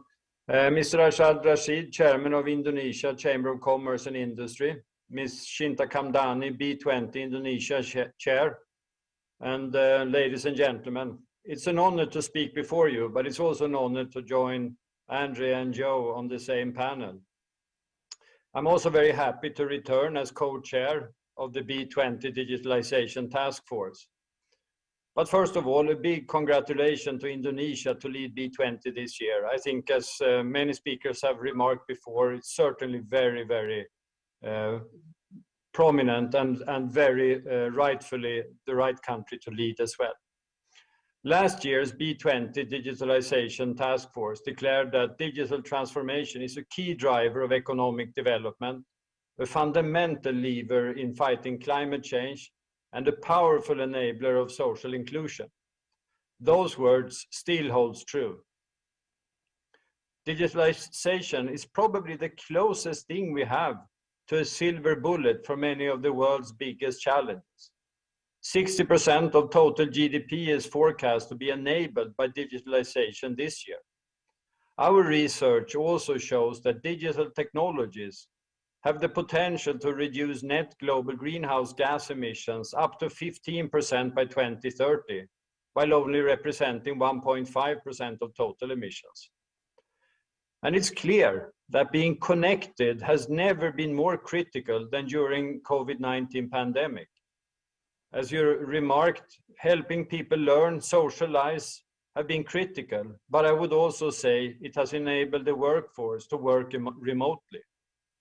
And actually, the pandemic, like other crises in the past, have really accelerated an ongoing trend of digitalization.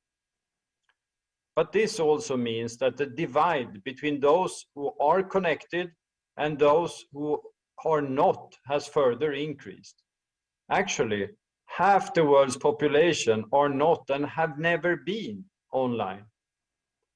Connectivity might actually be the biggest driver of inequality going forward. So closing the digital divide must be a top priority as we go forward into the future. We need really to ensure that high-performing digital infrastructure is in place for developed and emerging markets alike. I believe this must be a key vector for the task force. This infrastructure allows exponential technologies such as 5G, AI, VR to flourish, opening up known and unknown uses that can support inclusion as well as sustainable growth. And I think digital infrastructure is important, but it's really of little value unless people know how to use it. By 2030, we forecast that 2/3 of the world's workforce will depend on high-performance connectivity, such as 5G networks. It's paramount, therefore, that we really work towards closing the digital skills gap and support digital inclusion. Literacy and skills are the single biggest self-reported barrier to internet access in Africa, Latin America, East and South Asia. Public-private partnership, I am sure, will be key. The Ericsson Educate program is one of those type of partnerships. It's live in several countries, and in partnership with local schools and institutions, it aims to share the competencies that we at Ericsson have in-house more broadly, addressing those critical skills required in tomorrow's workforce. One example is in Malaysia. Earlier this month, we announced a collaboration with University Technology Malaysia and Digital Nasional Berhad that's helping to educate students on 5G and emerging technologies. This collaboration will enable UTM students to participate and contribute to the country's digital economy. So from AI to robotics to app development, the rapid pace of change means schools and universities will invariably require the support of industry to take digital learning beyond the basic level. This B20, let us from the business community work to find good answers to this skill question. In doing so, we can support digital inclusion. And inclusion is key for economic growth, benefiting us all. Thank you. Thank you. Thank you, Mr. Rukam. And I think it's my pleasure to invite the fourth and the final speaker, Mr. Brad Smith from Microsoft. I know he's sent us a recording. He couldn't be us in real time. But I think one of his beliefs is that when the technology we develop changes the world, we bear the responsibility to help address the world. And he's basically going to talk about the fundamental role of technology in driving growth. So perhaps we can listen to his recording.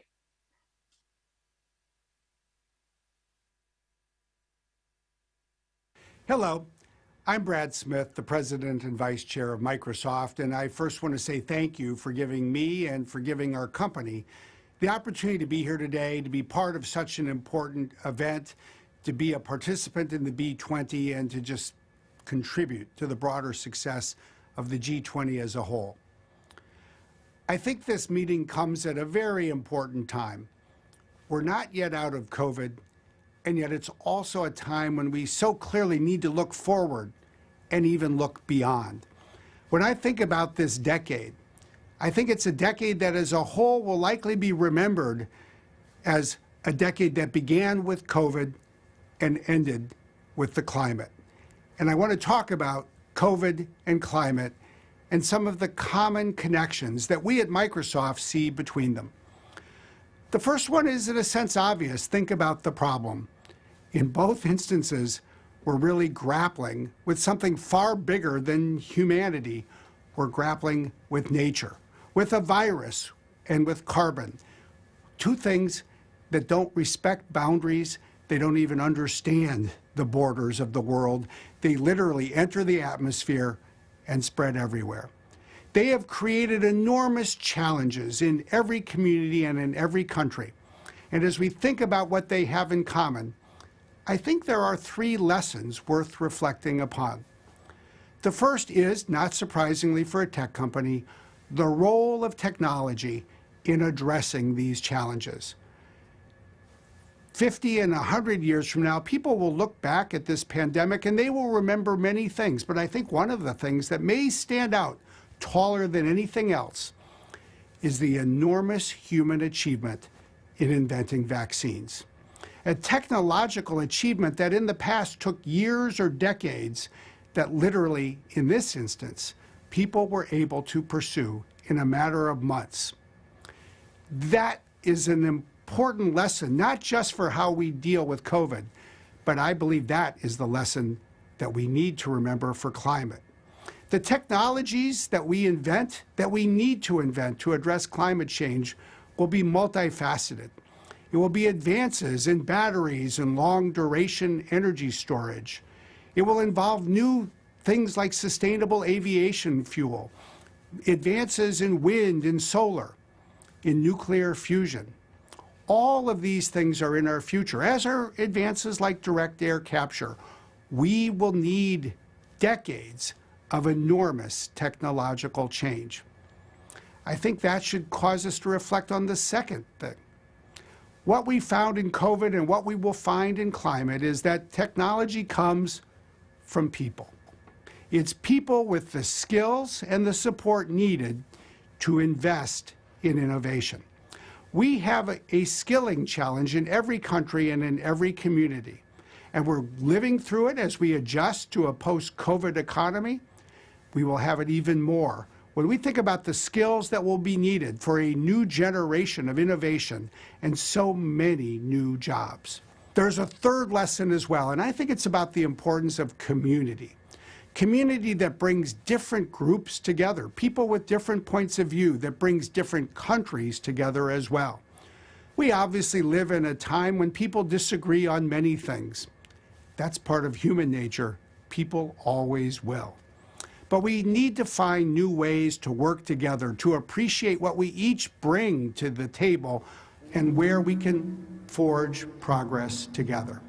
I think if we keep these three ideas in mind and focus on the future with this emphasis on technology, the skills needed to pursue it, and the community that is needed to support it, that is what this meeting is about. That is what the B20 can advance. That is what we need the G20 to help us all accomplish. At Microsoft, we look forward to being part of these solutions. Thank you. Thank you. I think we've just heard four scintillating speakers on the topic of innovation. And if I can just summarize for me, what were four key takeouts that came through in the comments from Andre, Joseph, Mr. Ecom, and Brad. I think first was around the democratization of economic activity. I think they all touched on the idea about how I think we have taken inefficiency out of the system, how it is equalizing opportunities for a lot of players who could not participate in the economic activity beforehand. So democratization of economic activity is, to me, the first takeaway from this chat. Second, I think, is the really important role of MSMEs. I think all of them alluded to it, but whether it's the existing large number of MSMEs that are participating in the digital ecosystem, or frankly, many new ones that are getting born and are getting catalyzed because they can now access the market that they could not do so beforehand. It also has a very important role to play in gender equality. I think the third key takeout to me was around digital infrastructure and access. I think Joseph talked about what Alibaba is doing on the cloud infrastructure side.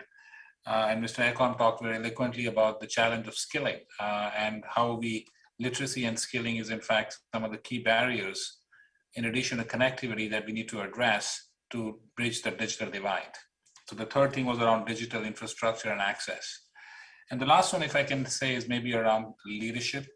Brad alluded to it. I think Andre talked about the need to continue this activity, and Brad mentioned and spoke about the role of people and communities. So the last one I'd say is around leadership to continue the space of digitization and innovate, not just for the challenges of COVID, but also for the challenges of climate, as again, one of the speakers said beautifully. So with that, I'd like to thank all my four panelists and hand it over back to stage.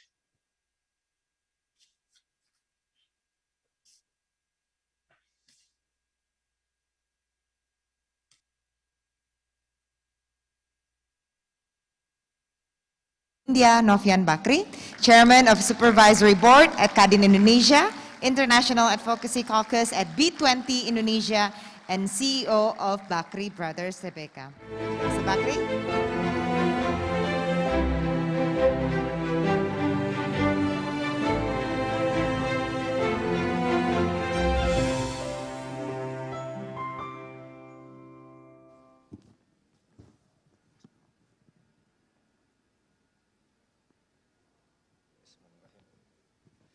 Forging a Sustainable Future.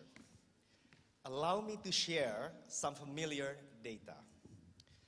We require 50% reductions of emissions by 2030 to limit warming by 1.5 degrees Celsius by 2100.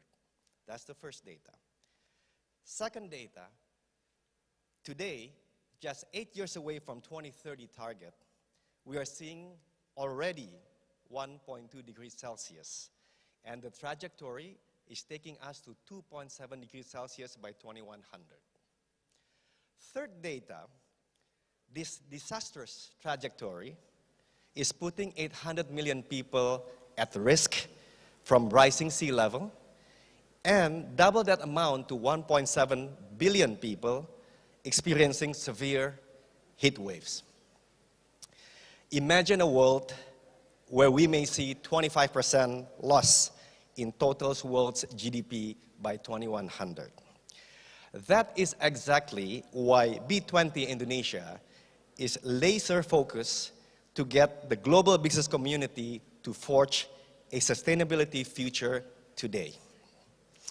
COP26 in Glasgow, thankfully, has put a temporary break from this slippery slope trend, with some progress through the Glasgow Climate Pact. I'm pleased to co-lead the Indonesian business delegation along with Chairman of Kadin, Pak Arsyad, and B20 Chairwoman Bushinta on our annual mission to the UK, including Glasgow.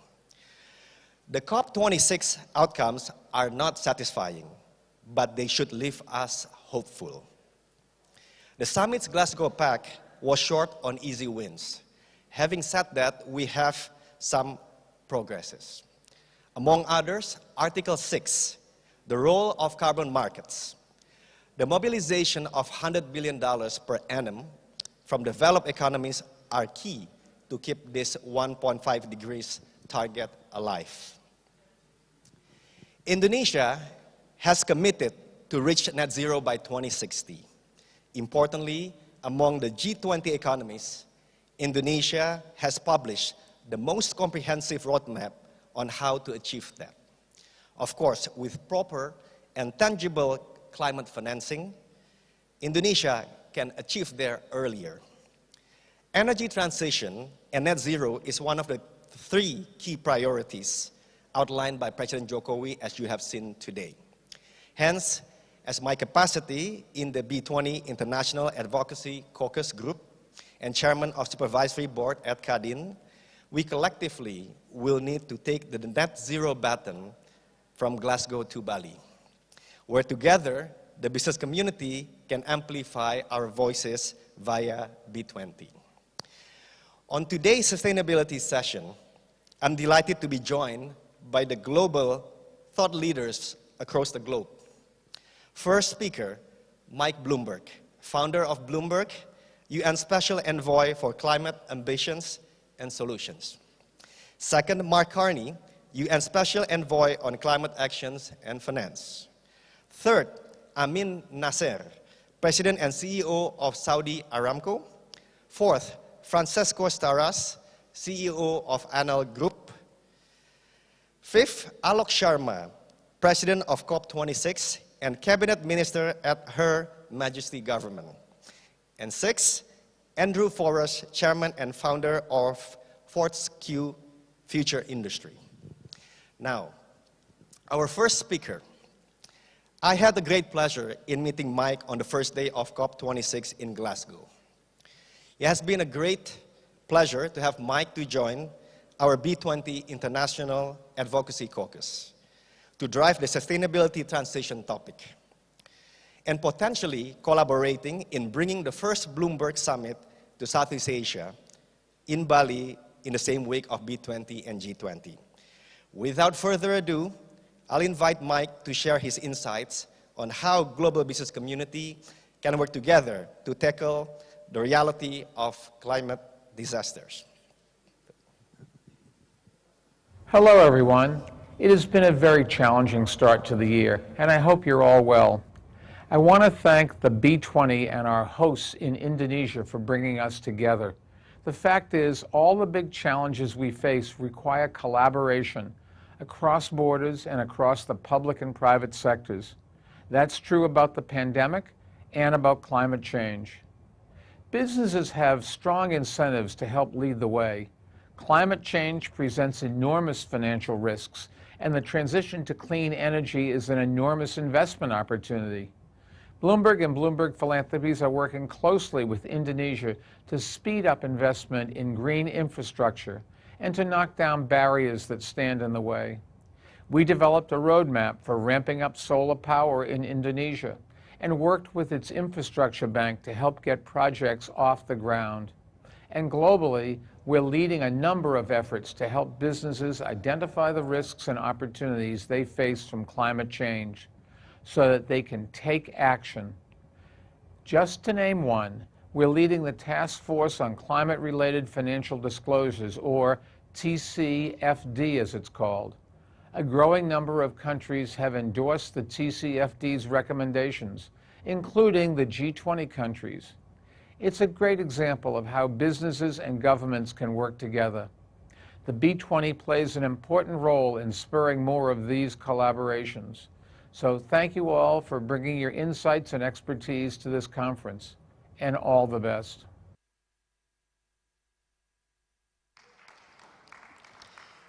Thank you, Mike, for sharing these top-of-the-house issues, and a round of applause from Jakarta, indeed. As climate change presents immense financial risk, and transition to clean energy presents an enormous investment opportunity, businesses have strong incentives to help carve the path. Next, we will explore a live topic on carbon markets, a key priority for Indonesia and many other emerging economies to develop an active and liquid carbon markets. Now, I will bring in Mark, who will share his perspective on how to accelerate carbon market ecosystem worldwide. Please, Mark Carney.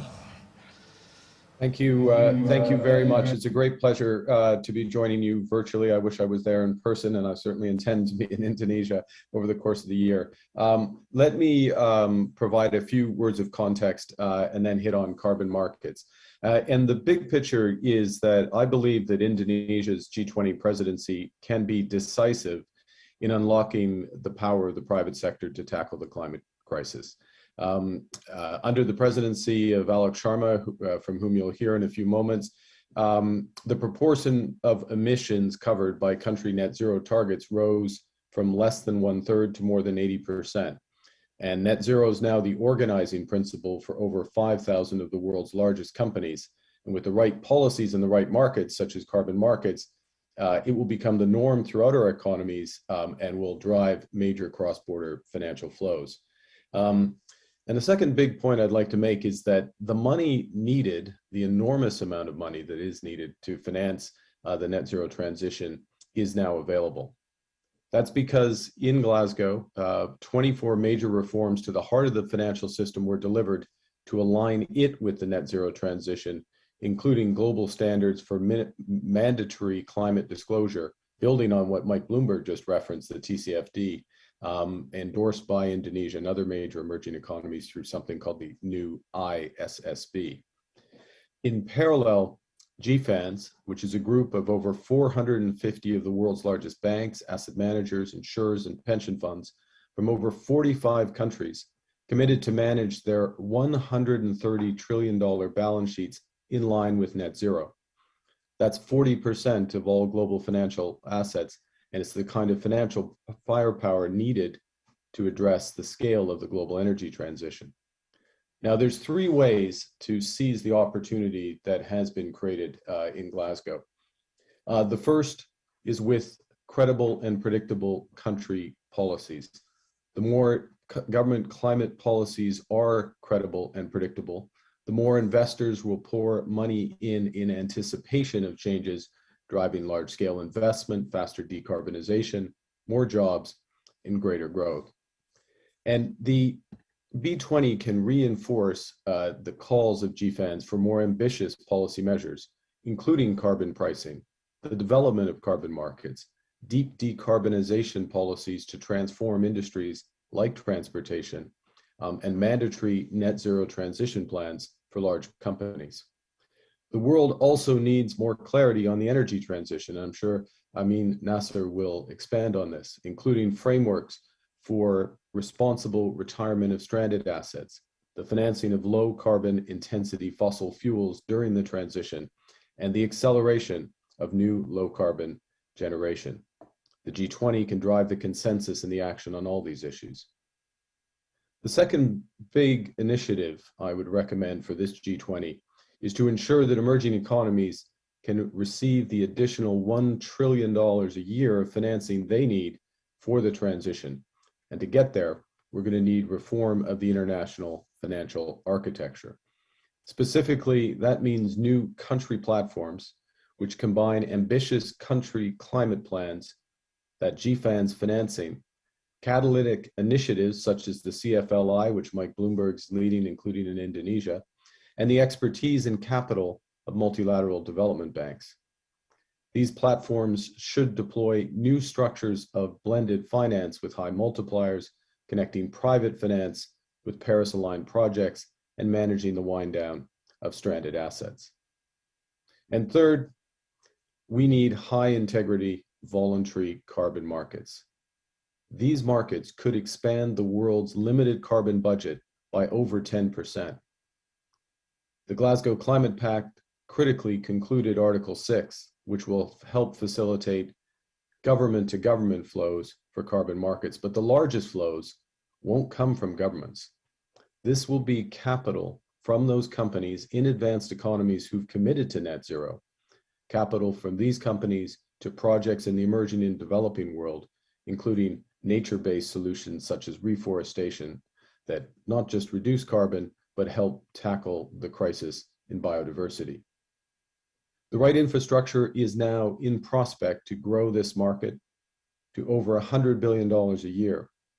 The Winners Task Force published its blueprint, and a new governance body, the Integrity Council for Voluntary Carbon Markets, is now overseeing the development of market standards, including assurance both on the quality of credits by setting out new core carbon principles and ensuring that credits deliver real, permanent, and additional emissions reductions. And I'd encourage both the B20 and the G20 to endorse these core carbon principles and for governments to help put in place the necessary market and regulatory infrastructure to accelerate the development of these essential carbon markets. To conclude, the last time I was in Indonesia was a few years ago in Bali. And at that point, the president correctly, this was the IMF annual meetings, and the president correctly warned us that winter is coming. Now, I'd suggest by seizing the opportunities created in Glasgow and by this new financial system, Indonesia's presidency has the potential not just to mark the change of seasons, but to change the climate to the benefit of our fellow citizens today and generations to come. Thank you very much.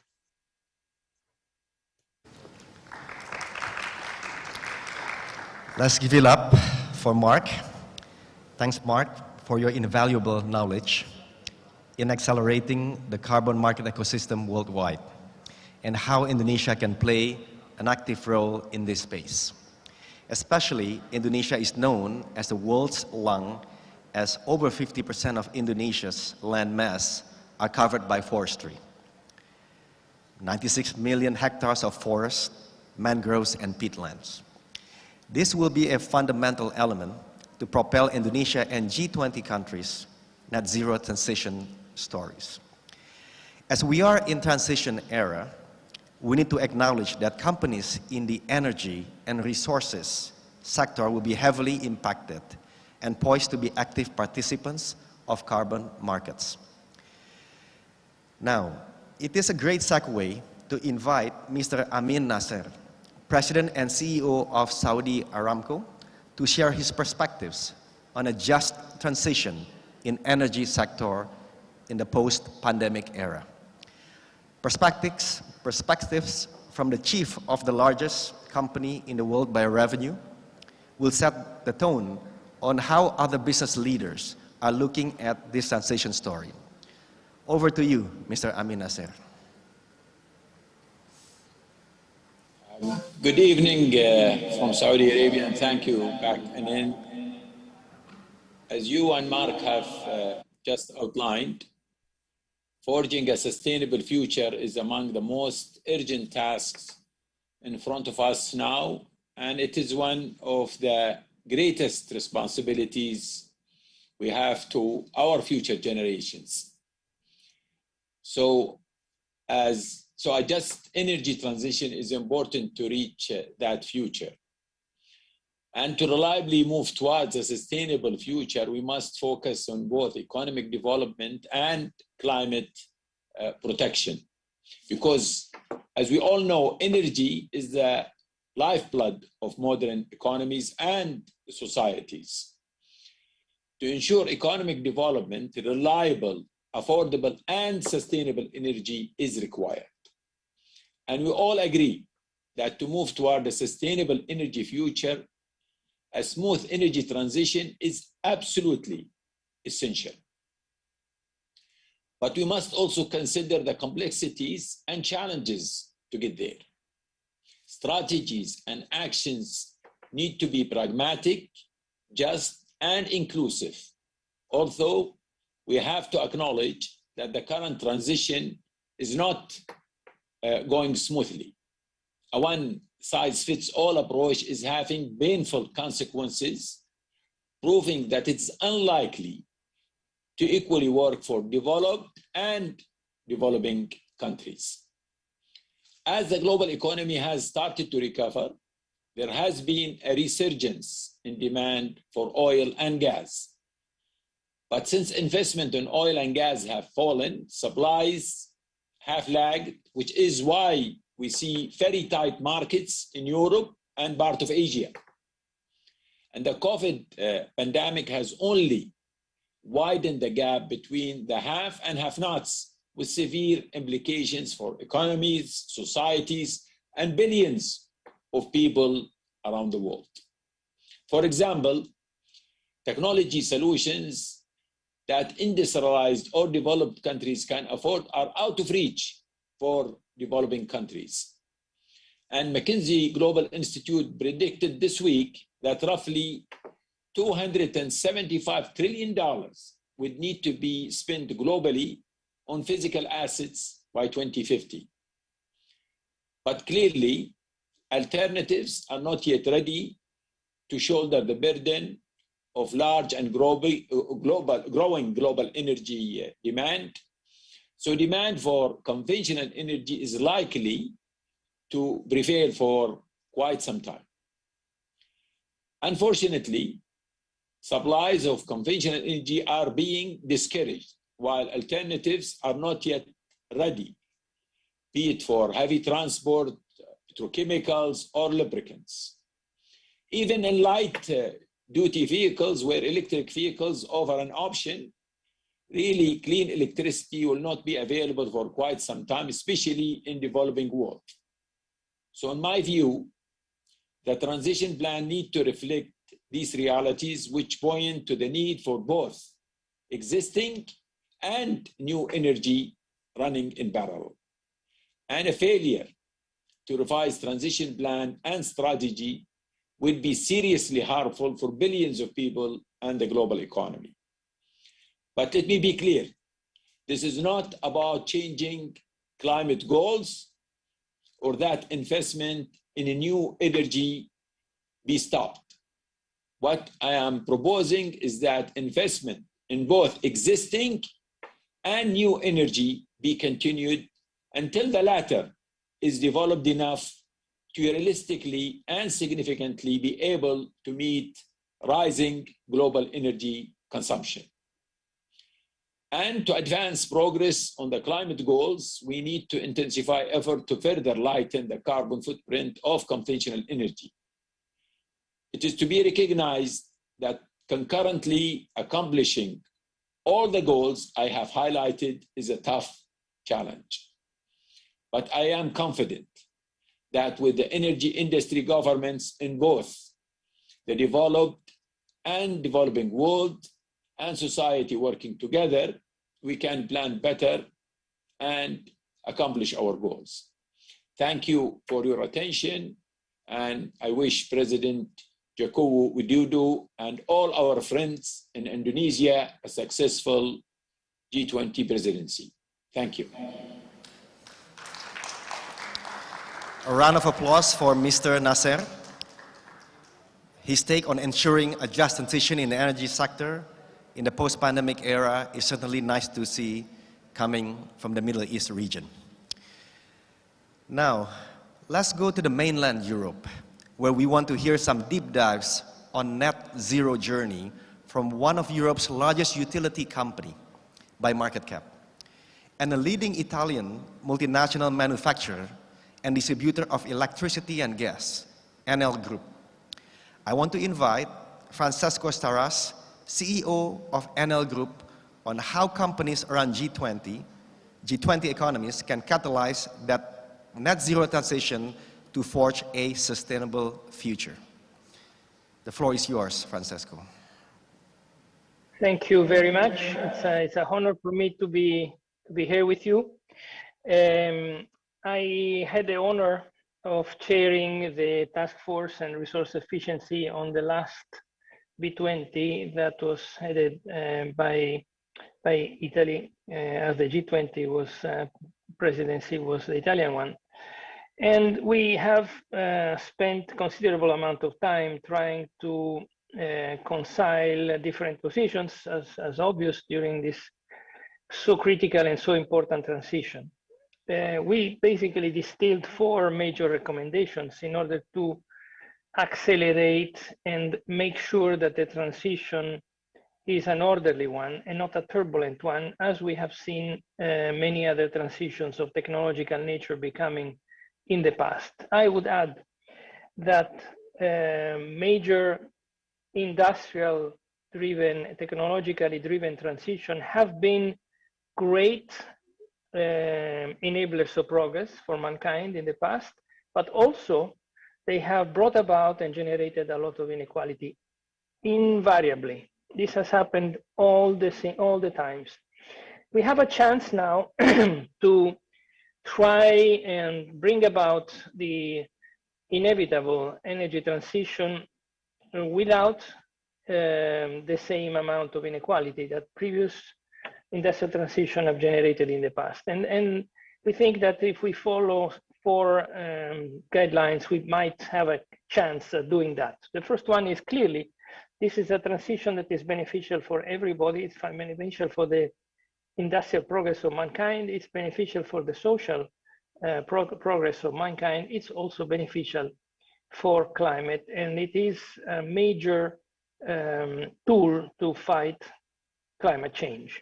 So it should be accelerated, and we should shift energy uses toward clean energy, promoting and accelerating the shift to clean energy sources, namely promoting electrification, being electricity progressively decarbonized, and moving to other energy sources that do not have greenhouse gas emissions associated with that.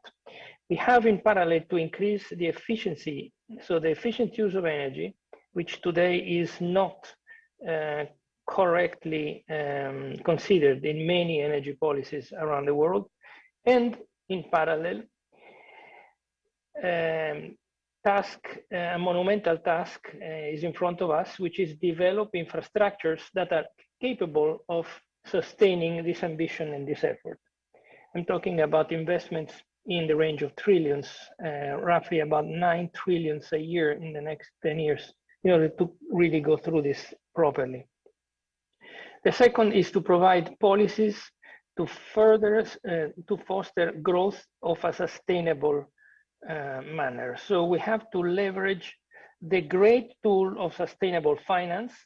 There is a great appetite from financial community for investment opportunities that have that are directly tied and connected to the Sustainable Development Goals. So make sure that finance is tackled in the right direction, and make sure that we have what in the COP26, and I think this has been one of the great accomplishments of the COP26, develop carbon markets that will eventually converge to a single market.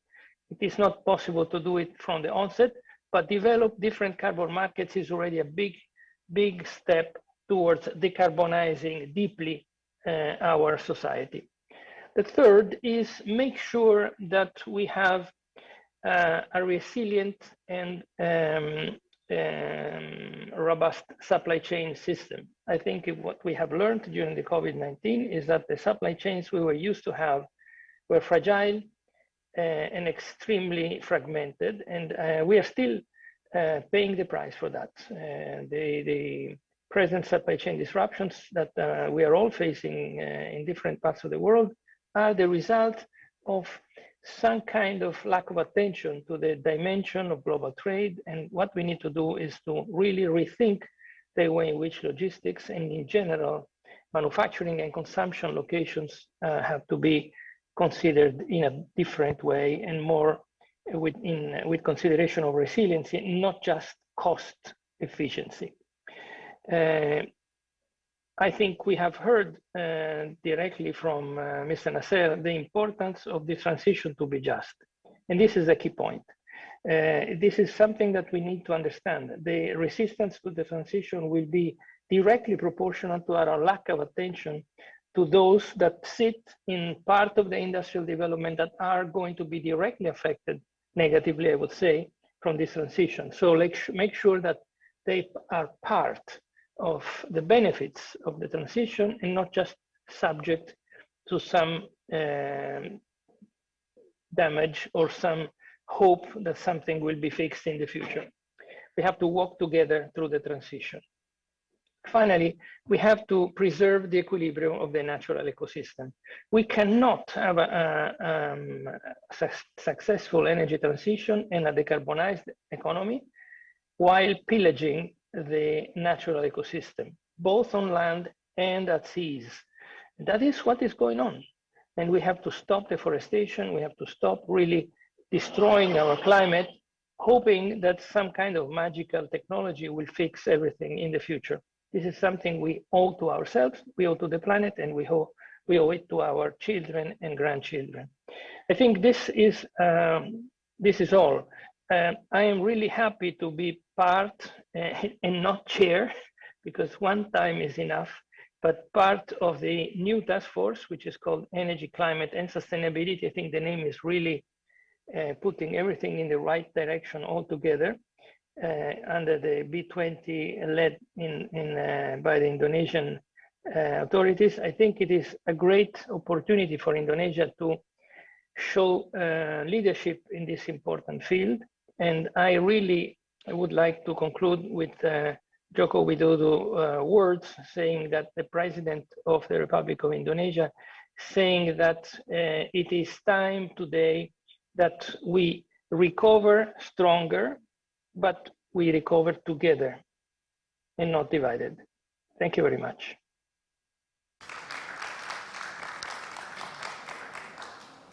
Thanks very much, Francesco, on the in-depth take on catalyzing the net zero to forge a sustainable future. Businesses and family offices, too, can be a catalyst to support their countries in achieving SDGs. I am a huge believer in impact investing, and through my hat as chairman of APEC Business Advisory Council, where together with Bu Shinta here, the chairwoman, with a number of next generation leaders of Indonesia, we launched the first fund of Indonesia's Impact Fund, or IIF, at COP26 in Glasgow. And this will go global into an international IIF launch by November during B20 summit. Tonight, we have heard COP26 being mentioned multiple times by our distinguished speakers and myself. Now, with great pleasure, let's hear from President of COP26, a Member of Parliament and Minister of State at the Cabinet Office of Her Majesty Government, who will share key outcomes and call to actions from COP26.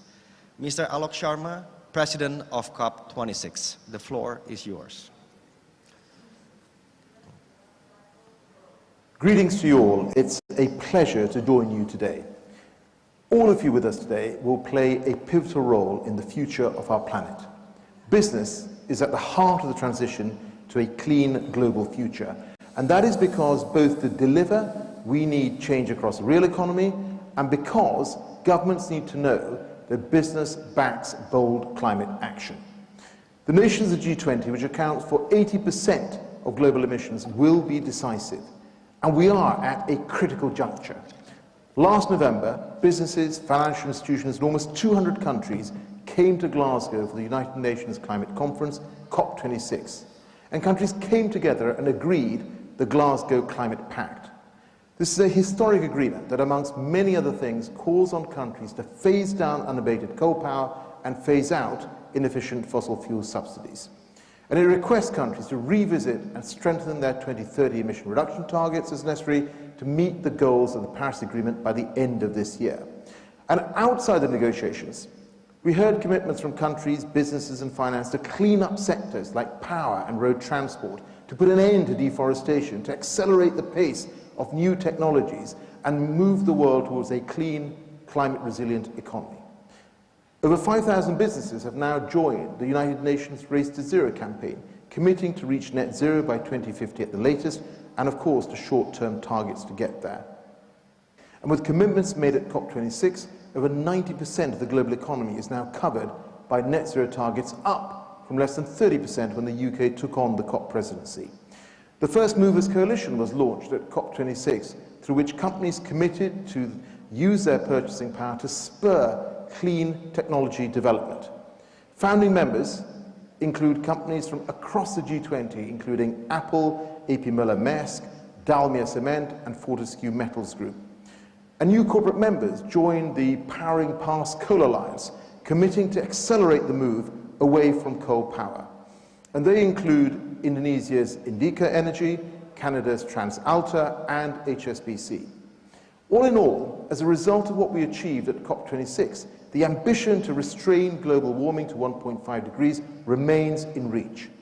That is the goal set out in the Paris Agreement, in which countries committed to limit the rise in global temperatures to well below 2 degrees, pursuing efforts for 1.5 degrees, because the science says this will avoid the worst effects of climate change. And that ambition was in grave danger of slipping out of reach. But thanks to the commitments at COP, we can say with credibility that 1.5 limit lives. But its pulse is weak, and it will only survive if we act now to turn the commitments made at COP26 into action. So our absolute focus for the UK's COP presidency year is delivery. We need countries to honour their commitments in the Glasgow Climate Pact, improve the emissions reduction targets as necessary, and turn all their targets and commitments into clear delivery plans. And we will work closely with our friends and colleagues in the Indonesian G20 presidency this year to urge countries in that group to act. But we also need business and finance to honour the commitments that they have made and to take further action to clean up the real economy and show governments they are behind a clean future. Doing so is not only good for the planet, it's good for the bottom line as well. And the clear message coming from Glasgow is that the global economy is going green. Net zero is one of the clearest economic trends there has ever been, and that creates an enormous opportunity. Yet, it also creates risks for those firms that do not move with the times. What is more, consumers are increasingly concerned, and they expect companies to act on this issue as well. Last year, a survey was conducted amongst people in 14 countries, including 11 G20 nations. It found that almost 9 out of 10 people agreed that large companies have a responsibility to encourage governments to do more to address climate change.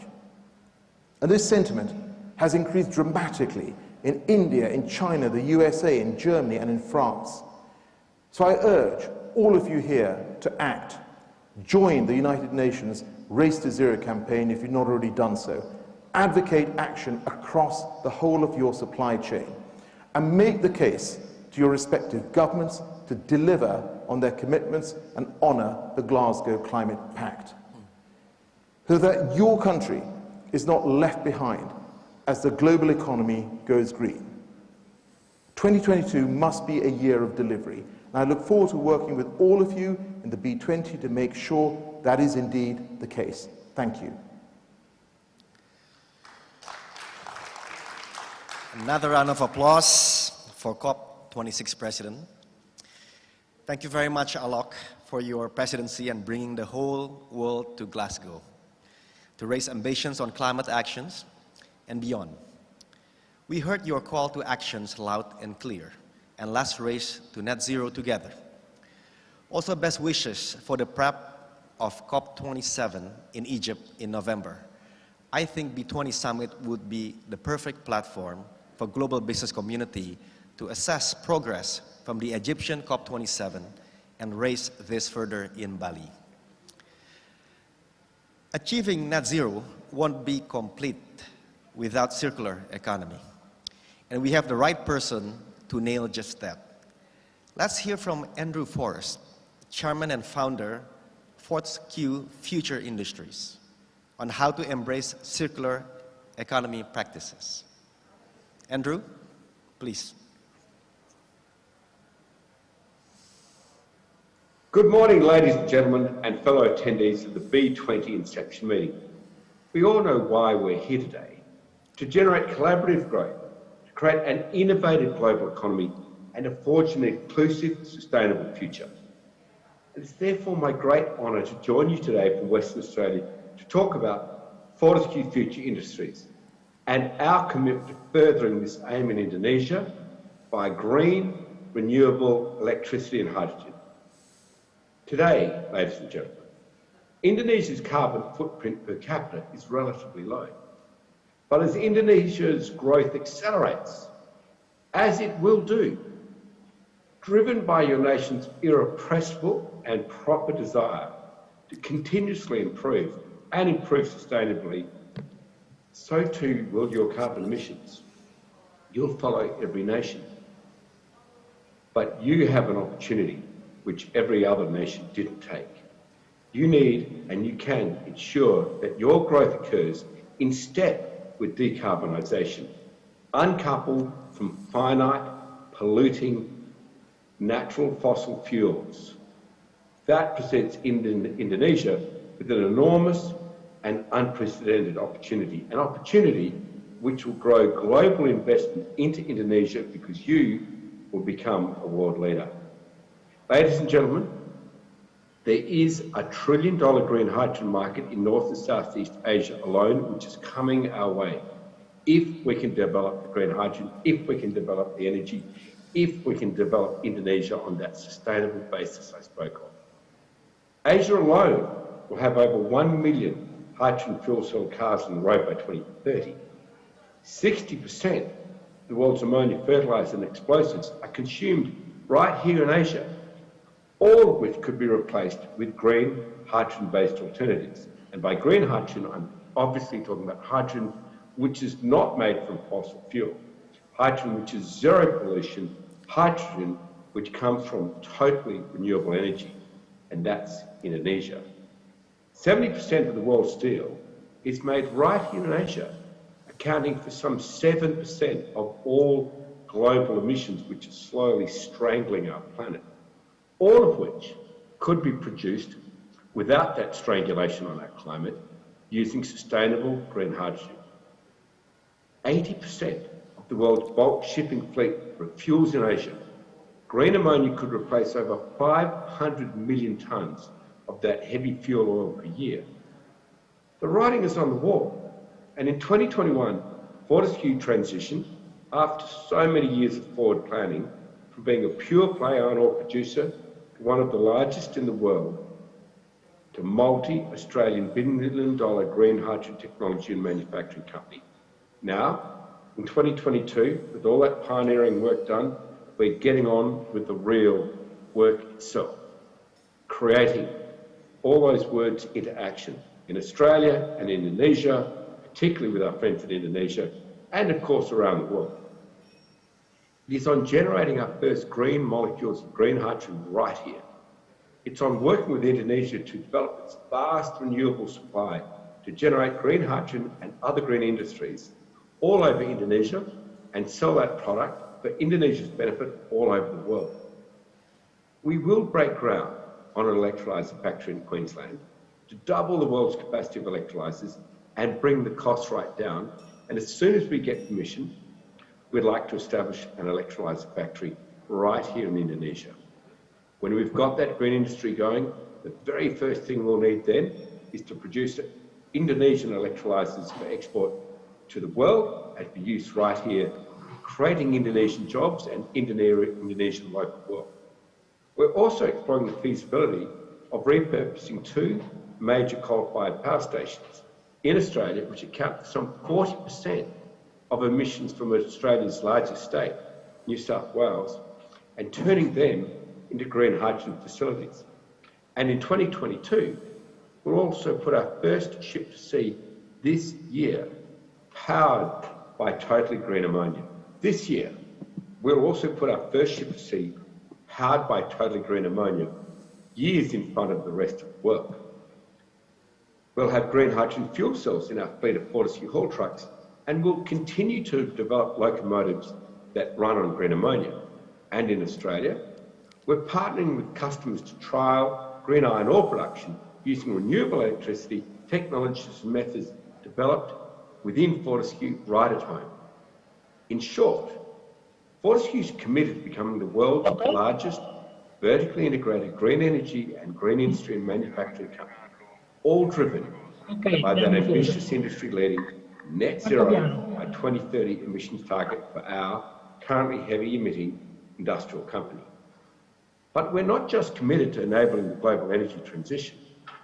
We are leading from the front, taking the first steps, because we now have the experience, we now have the resources, the resilience, and the relationship to do so successfully. Ladies and gentlemen, Indonesia has within its reach a practical, implementable, and commercial solution to global warming. Not fairy tales, not dreaming, but practical, implementable solution to global warming. And I would like to see Indonesia as that global leader in producing green hydrogen. Not any kind of hydrogen, not from fossil fuels, which makes the problem so much worse, is just window dressing, but from the green, pollution-free, emissions-free hydrogen that can be made right here in Indonesia. We see champions in your cabinet, in your parliament, in your leadership, and in the private sector who can lead Indonesia's transition. I'm asking them to step up, and I'm asking you to support them. Australia is committed to working with our friends in Indonesia and across Asia, and with our colleagues, our customers, and our great friends who together, working with Fortescue Future Industries, will create these new industries, will accelerate the transition to net zero, and bring our 2 regions even closer together. Thank you.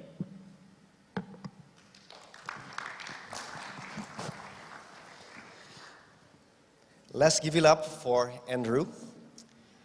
I would like to highlight Andrew's point on Indonesia's capability to stop global warming. It is not fairy tales, but the practical, implementable solution to global warming. This shows that our country has what it takes. In closing, first, I would like to say it is indeed an honor to chair this session.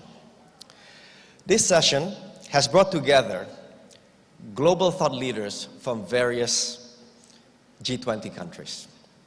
We talk about climate solutions, climate finance, net zero transition, just transition, carbon markets, circular economy, and climate actions.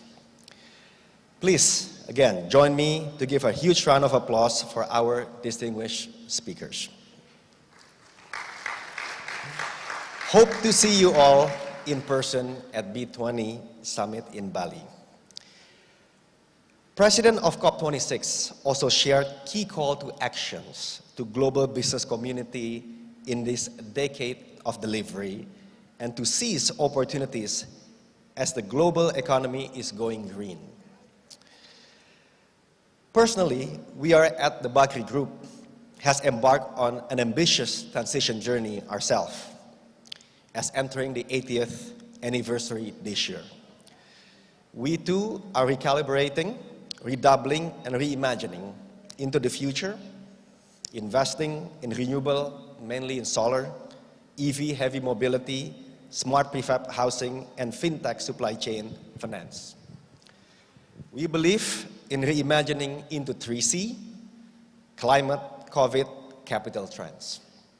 And I'm pleased that many members at CADIN are also transforming and accelerating their net zero journeys. And it is the right moment for B20 Indonesia to mainstream these efforts so that businesses across G20 economies can join forces to ride into net zero future. Tonight's B20 Inception, importantly, will look to you in shaping concerted efforts in driving net zero sustainability transition advocacy in the lead up to the B20 summit. Yes, this also means our B20 Indonesia commitment in bringing the net zero baton from Glasgow to Bali. Thank you very much for the opportunity. Thank you, Mr.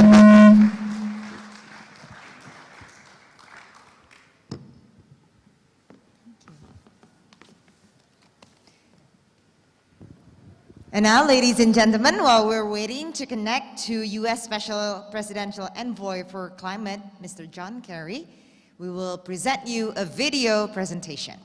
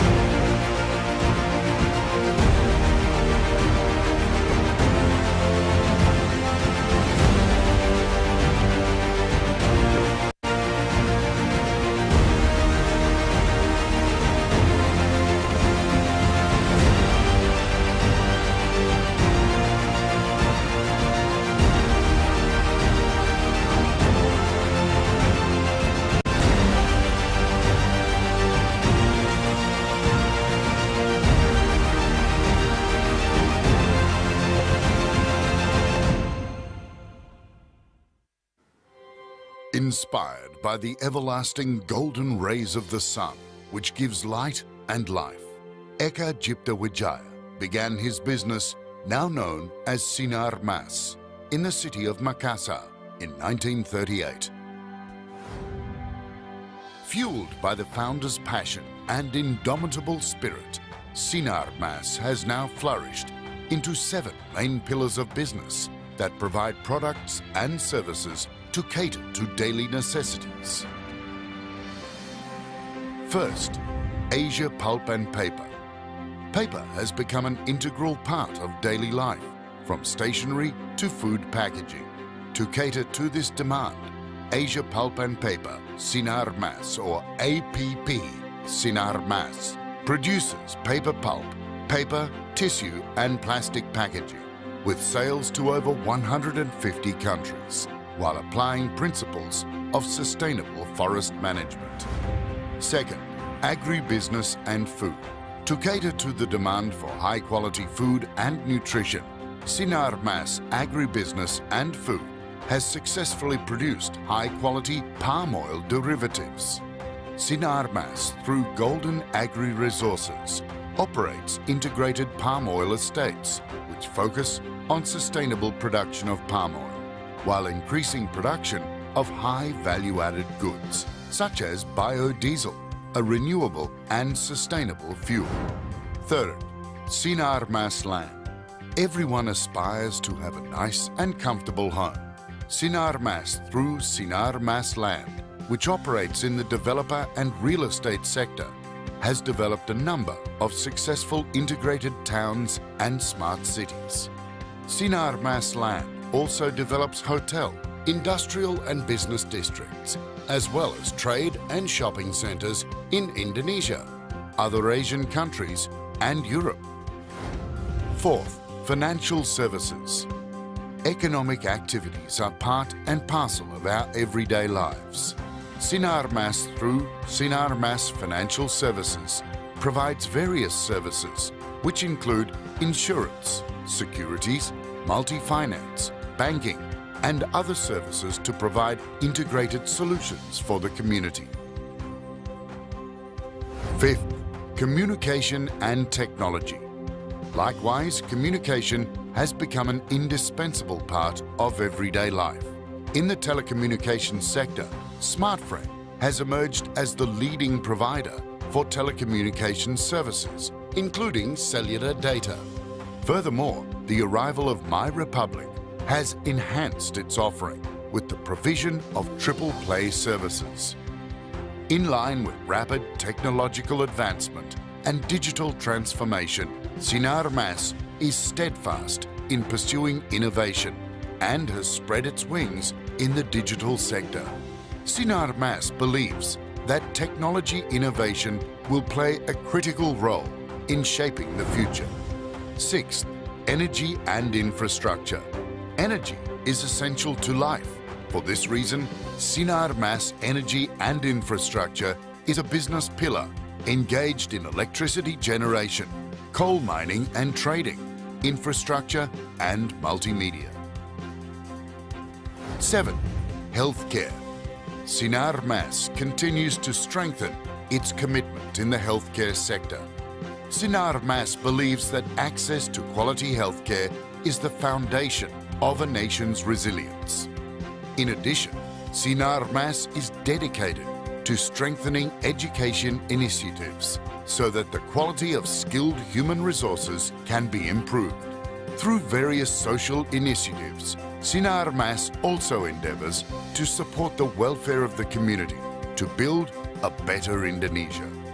Every single one of Sinar Mas's business enterprises is established as an independent entity based on the same values and history, and as a brand, Sinar Mas is managed by the President Office, which bridges communication within the business pillars of Sinar Mas, as well as with external parties. Based on integrity, positive attitude, commitment, continuous improvement, innovative and loyal, Sinar Mas continues to grow, both on the national and global scale. Sinar Mas, the nation's asset for the people's welfare.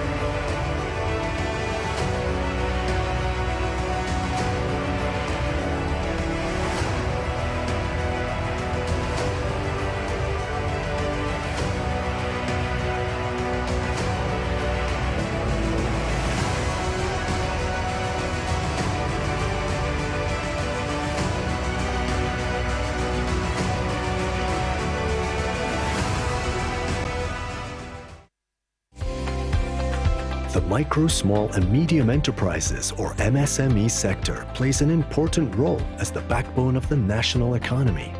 Sampurna has long been committed to the development of MSMEs in Indonesia, and in 2008 established the Sampurna Retail Community, SRC, to develop traditional retailers. In 2021, SRC members have reached 160,000 retailers spread across 34 provinces throughout the country. Development programs range from education and direct assistance on store and financial management, business development, distribution support for other MSME products through to digital skills training.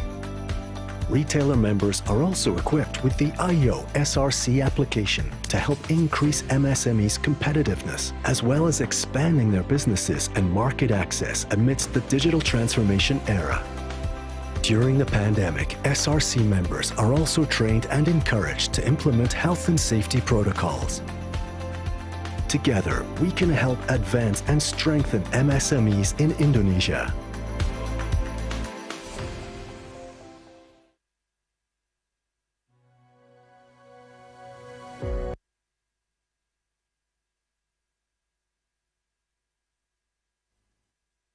To connect with Mr. John Kerry. And again, we would like to also thank the sponsors of B20 Indonesia 2022 Inception Meeting.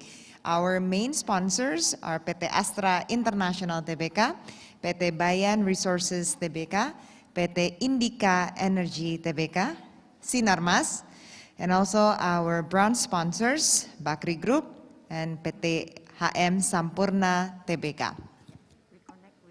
We already connected with U.S. Special Presidential Envoy for Climate. Please welcome the Honorable John Kerry.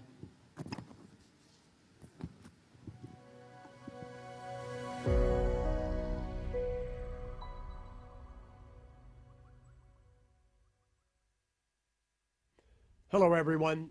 Let me first thank President Jokowi for his leadership and partnership. And I want to congratulate Indonesia for making clear that your G20 presidency will include a major focus on sustainability and confronting the climate crisis. I also want to acknowledge the partnership of Coordinating Minister Hartarto, Kadin President Rashid, and Indonesia's B20 President Shinta Kamdani, and many others. Thank you all for being part of this effort. I'm very grateful to have an opportunity to offer a few comments as you kick off this critical B20 meeting. Throughout 2022, I hope I'm going to have the chance to visit with many of you in Indonesia and around the globe, because we need to build on this gathering as we turn this 2022 into a year of action and ambition. We all know that this is the central challenge of our time. It really is. It's existential. We say that. Now we have to respond as if it is. And the leadership of governments like Indonesia is going to be absolutely essential in this decisive decade of our climate fight. But we also know that we can only succeed and meet our climate goals by working closely together, and particularly with the business community. The truth is that at the moment, none of us are moving with the urgency we need to get there. And that's not my judgment, it's the scientists, the outside observers who are pointing it out day in and day out. We need to change that. Fortunately, thanks to unprecedented ambition at Glasgow and coming out of COP26, we really have made progress. We emerged with a consensus text that is redirecting the Paris parties to the 1.5 degree target. That's really important. And countries representing fully 65% of global GDP have aligned their climate goals with the 1.5 degree target. Pledges delivered by the United States and other nations went a lot further. On methane, for instance, 110 countries, including Indonesia, are part of the global methane pledge launched by President Biden and the EU in order to cut methane 30% globally this decade. That means not each nation doing 30%. It means globally all of us will contribute to getting a 30% reduction. It happens to be the single fastest action that we can take to limit warming. On land and agriculture, countries like Indonesia are limiting deforestation and investing in a sustainable future. In Glasgow, we also finished the Paris Rulebook, securing critical transparency and accounting rules, which will help business be able to navigate the road ahead in these next months and years. And finally, we began to secure the finance that we need for this transition. The fact is that the experts are telling us we will need in the vicinity of $3.5 to $4.5 trillion a year for the next 30 years. And that money doesn't exist in the governments. It will come from private sector investment and from all of us encouraging the private sector to be able to come to the table and literally invest and be able to make money from the production of power or transportation where there are revenues which will support global financing. We launched in Glasgow a very important initiative called the First Movers Coalition. It's a coalition of about 34 leading companies in the world. And half of the emission reductions of this century are going to come from technologies that aren't yet ready for the market. They're there, they're just not able to be brought to scale yet. So the demand signals that come from the First Movers Coalition, we think are capable of changing that. For example, Maersk, largest container shipper on the planet. Maersk is ordering zero carbon ships. And 8 of the ships that they next order are going to be zero carbon. Volvo has decided they're going to build cars with green steel.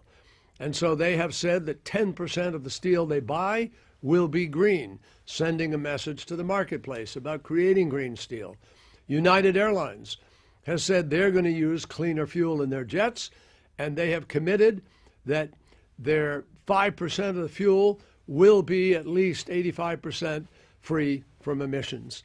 So taken together, if all of this is fully implemented, we've been told by the International Energy Agency that that will limit temperature rise to 1.8 degrees Celsius. And that's a message to all of us, my friends, about the possibilities that we really can reach out and get this done if we do things that we know we must do. All of what I just described is progress. But now we need to go further and we need to go faster. We are still behind in our efforts to retire outdated coal and to identify methane leaks and accelerate progress across the board. So we need to implement the commitments that have already been made, plus more. I also would add that there are about 300 gigawatts of power being brought online by building coal-fired power plants at a very time when the IEA also tells us we need to retire at least 870 gigawatts of coal-fired power over the next 8 years. So this is really where you come in. The IEA tells us we need to invest up to $4 trillion every single year in the clean energy transition to meet our climate goals and secure a healthy planet. No government on earth has that kind of money. So we have to reach that level with the private sector fully engaged. We need research, development, demonstration, and deployment grants from governments. But we need angel investment from philanthropies. We need venture debt and equity from venture capital firms. And in addition to financing solar and wind farms and retiring coal plants, we need capital to invest in innovation. 2021 was actually a record-breaking year for climate tech venture capital. About $40 billion was invested. But actually, we need much more in order to scale dozens of technologies, from clean ships to direct air capture of carbon, to longer battery storage, to clean hydrogen. We need to deploy all of these technologies, not just in the United States, but in Indonesia, in Vietnam, in South Africa, and everywhere else. My friends, that will require blended finance packages and governments to help de-risk critical investments. It will require us to find some concessionary money in order to help in that de-risking. The good news is this is doable. We can do all of this, but only if we work together more closely than ever before. The private sector showed up in a remarkable way in Glasgow. We need to keep showing up. We need you to keep showing up in Indonesia and later this year at COP27 in Egypt and well beyond. That, my friends, is what you are going to engage in today, and I wish you well. You have my best wishes on a successful conference, and may we all push the curve to implement as fast as possible and to raise our ambitions as much as possible. Thank you. Thank you, Mr. John Kerry. I'd like to sum up today's event. Businesses have a vital role in various forms and aspects, and together we can shape discussions, policies to promote socioeconomic growth, reduce disparity and inequalities, also to push innovation and promote sustainable development. And B20 Indonesia is into making tangible contributions in resolving the crisis and establishing a new global paradigm. Distinguished guests, ladies and gentlemen, we have arrived to the end of today's event. On behalf of the B20 and Indonesian Chamber of Commerce and Industry Kadin, we would like to extend our profound gratitude and sincere thank you for your participation and attendance today at the B20 Inception meeting agenda. You can also follow B20 on social media. And on LinkedIn is B20 Indonesia. The Instagram account is @the B20 Summit, and Twitter @B20. Also, we are on Facebook @the Business 20. My name is Andini Effendi. Stay safe and stay healthy. And good evening from Jakarta.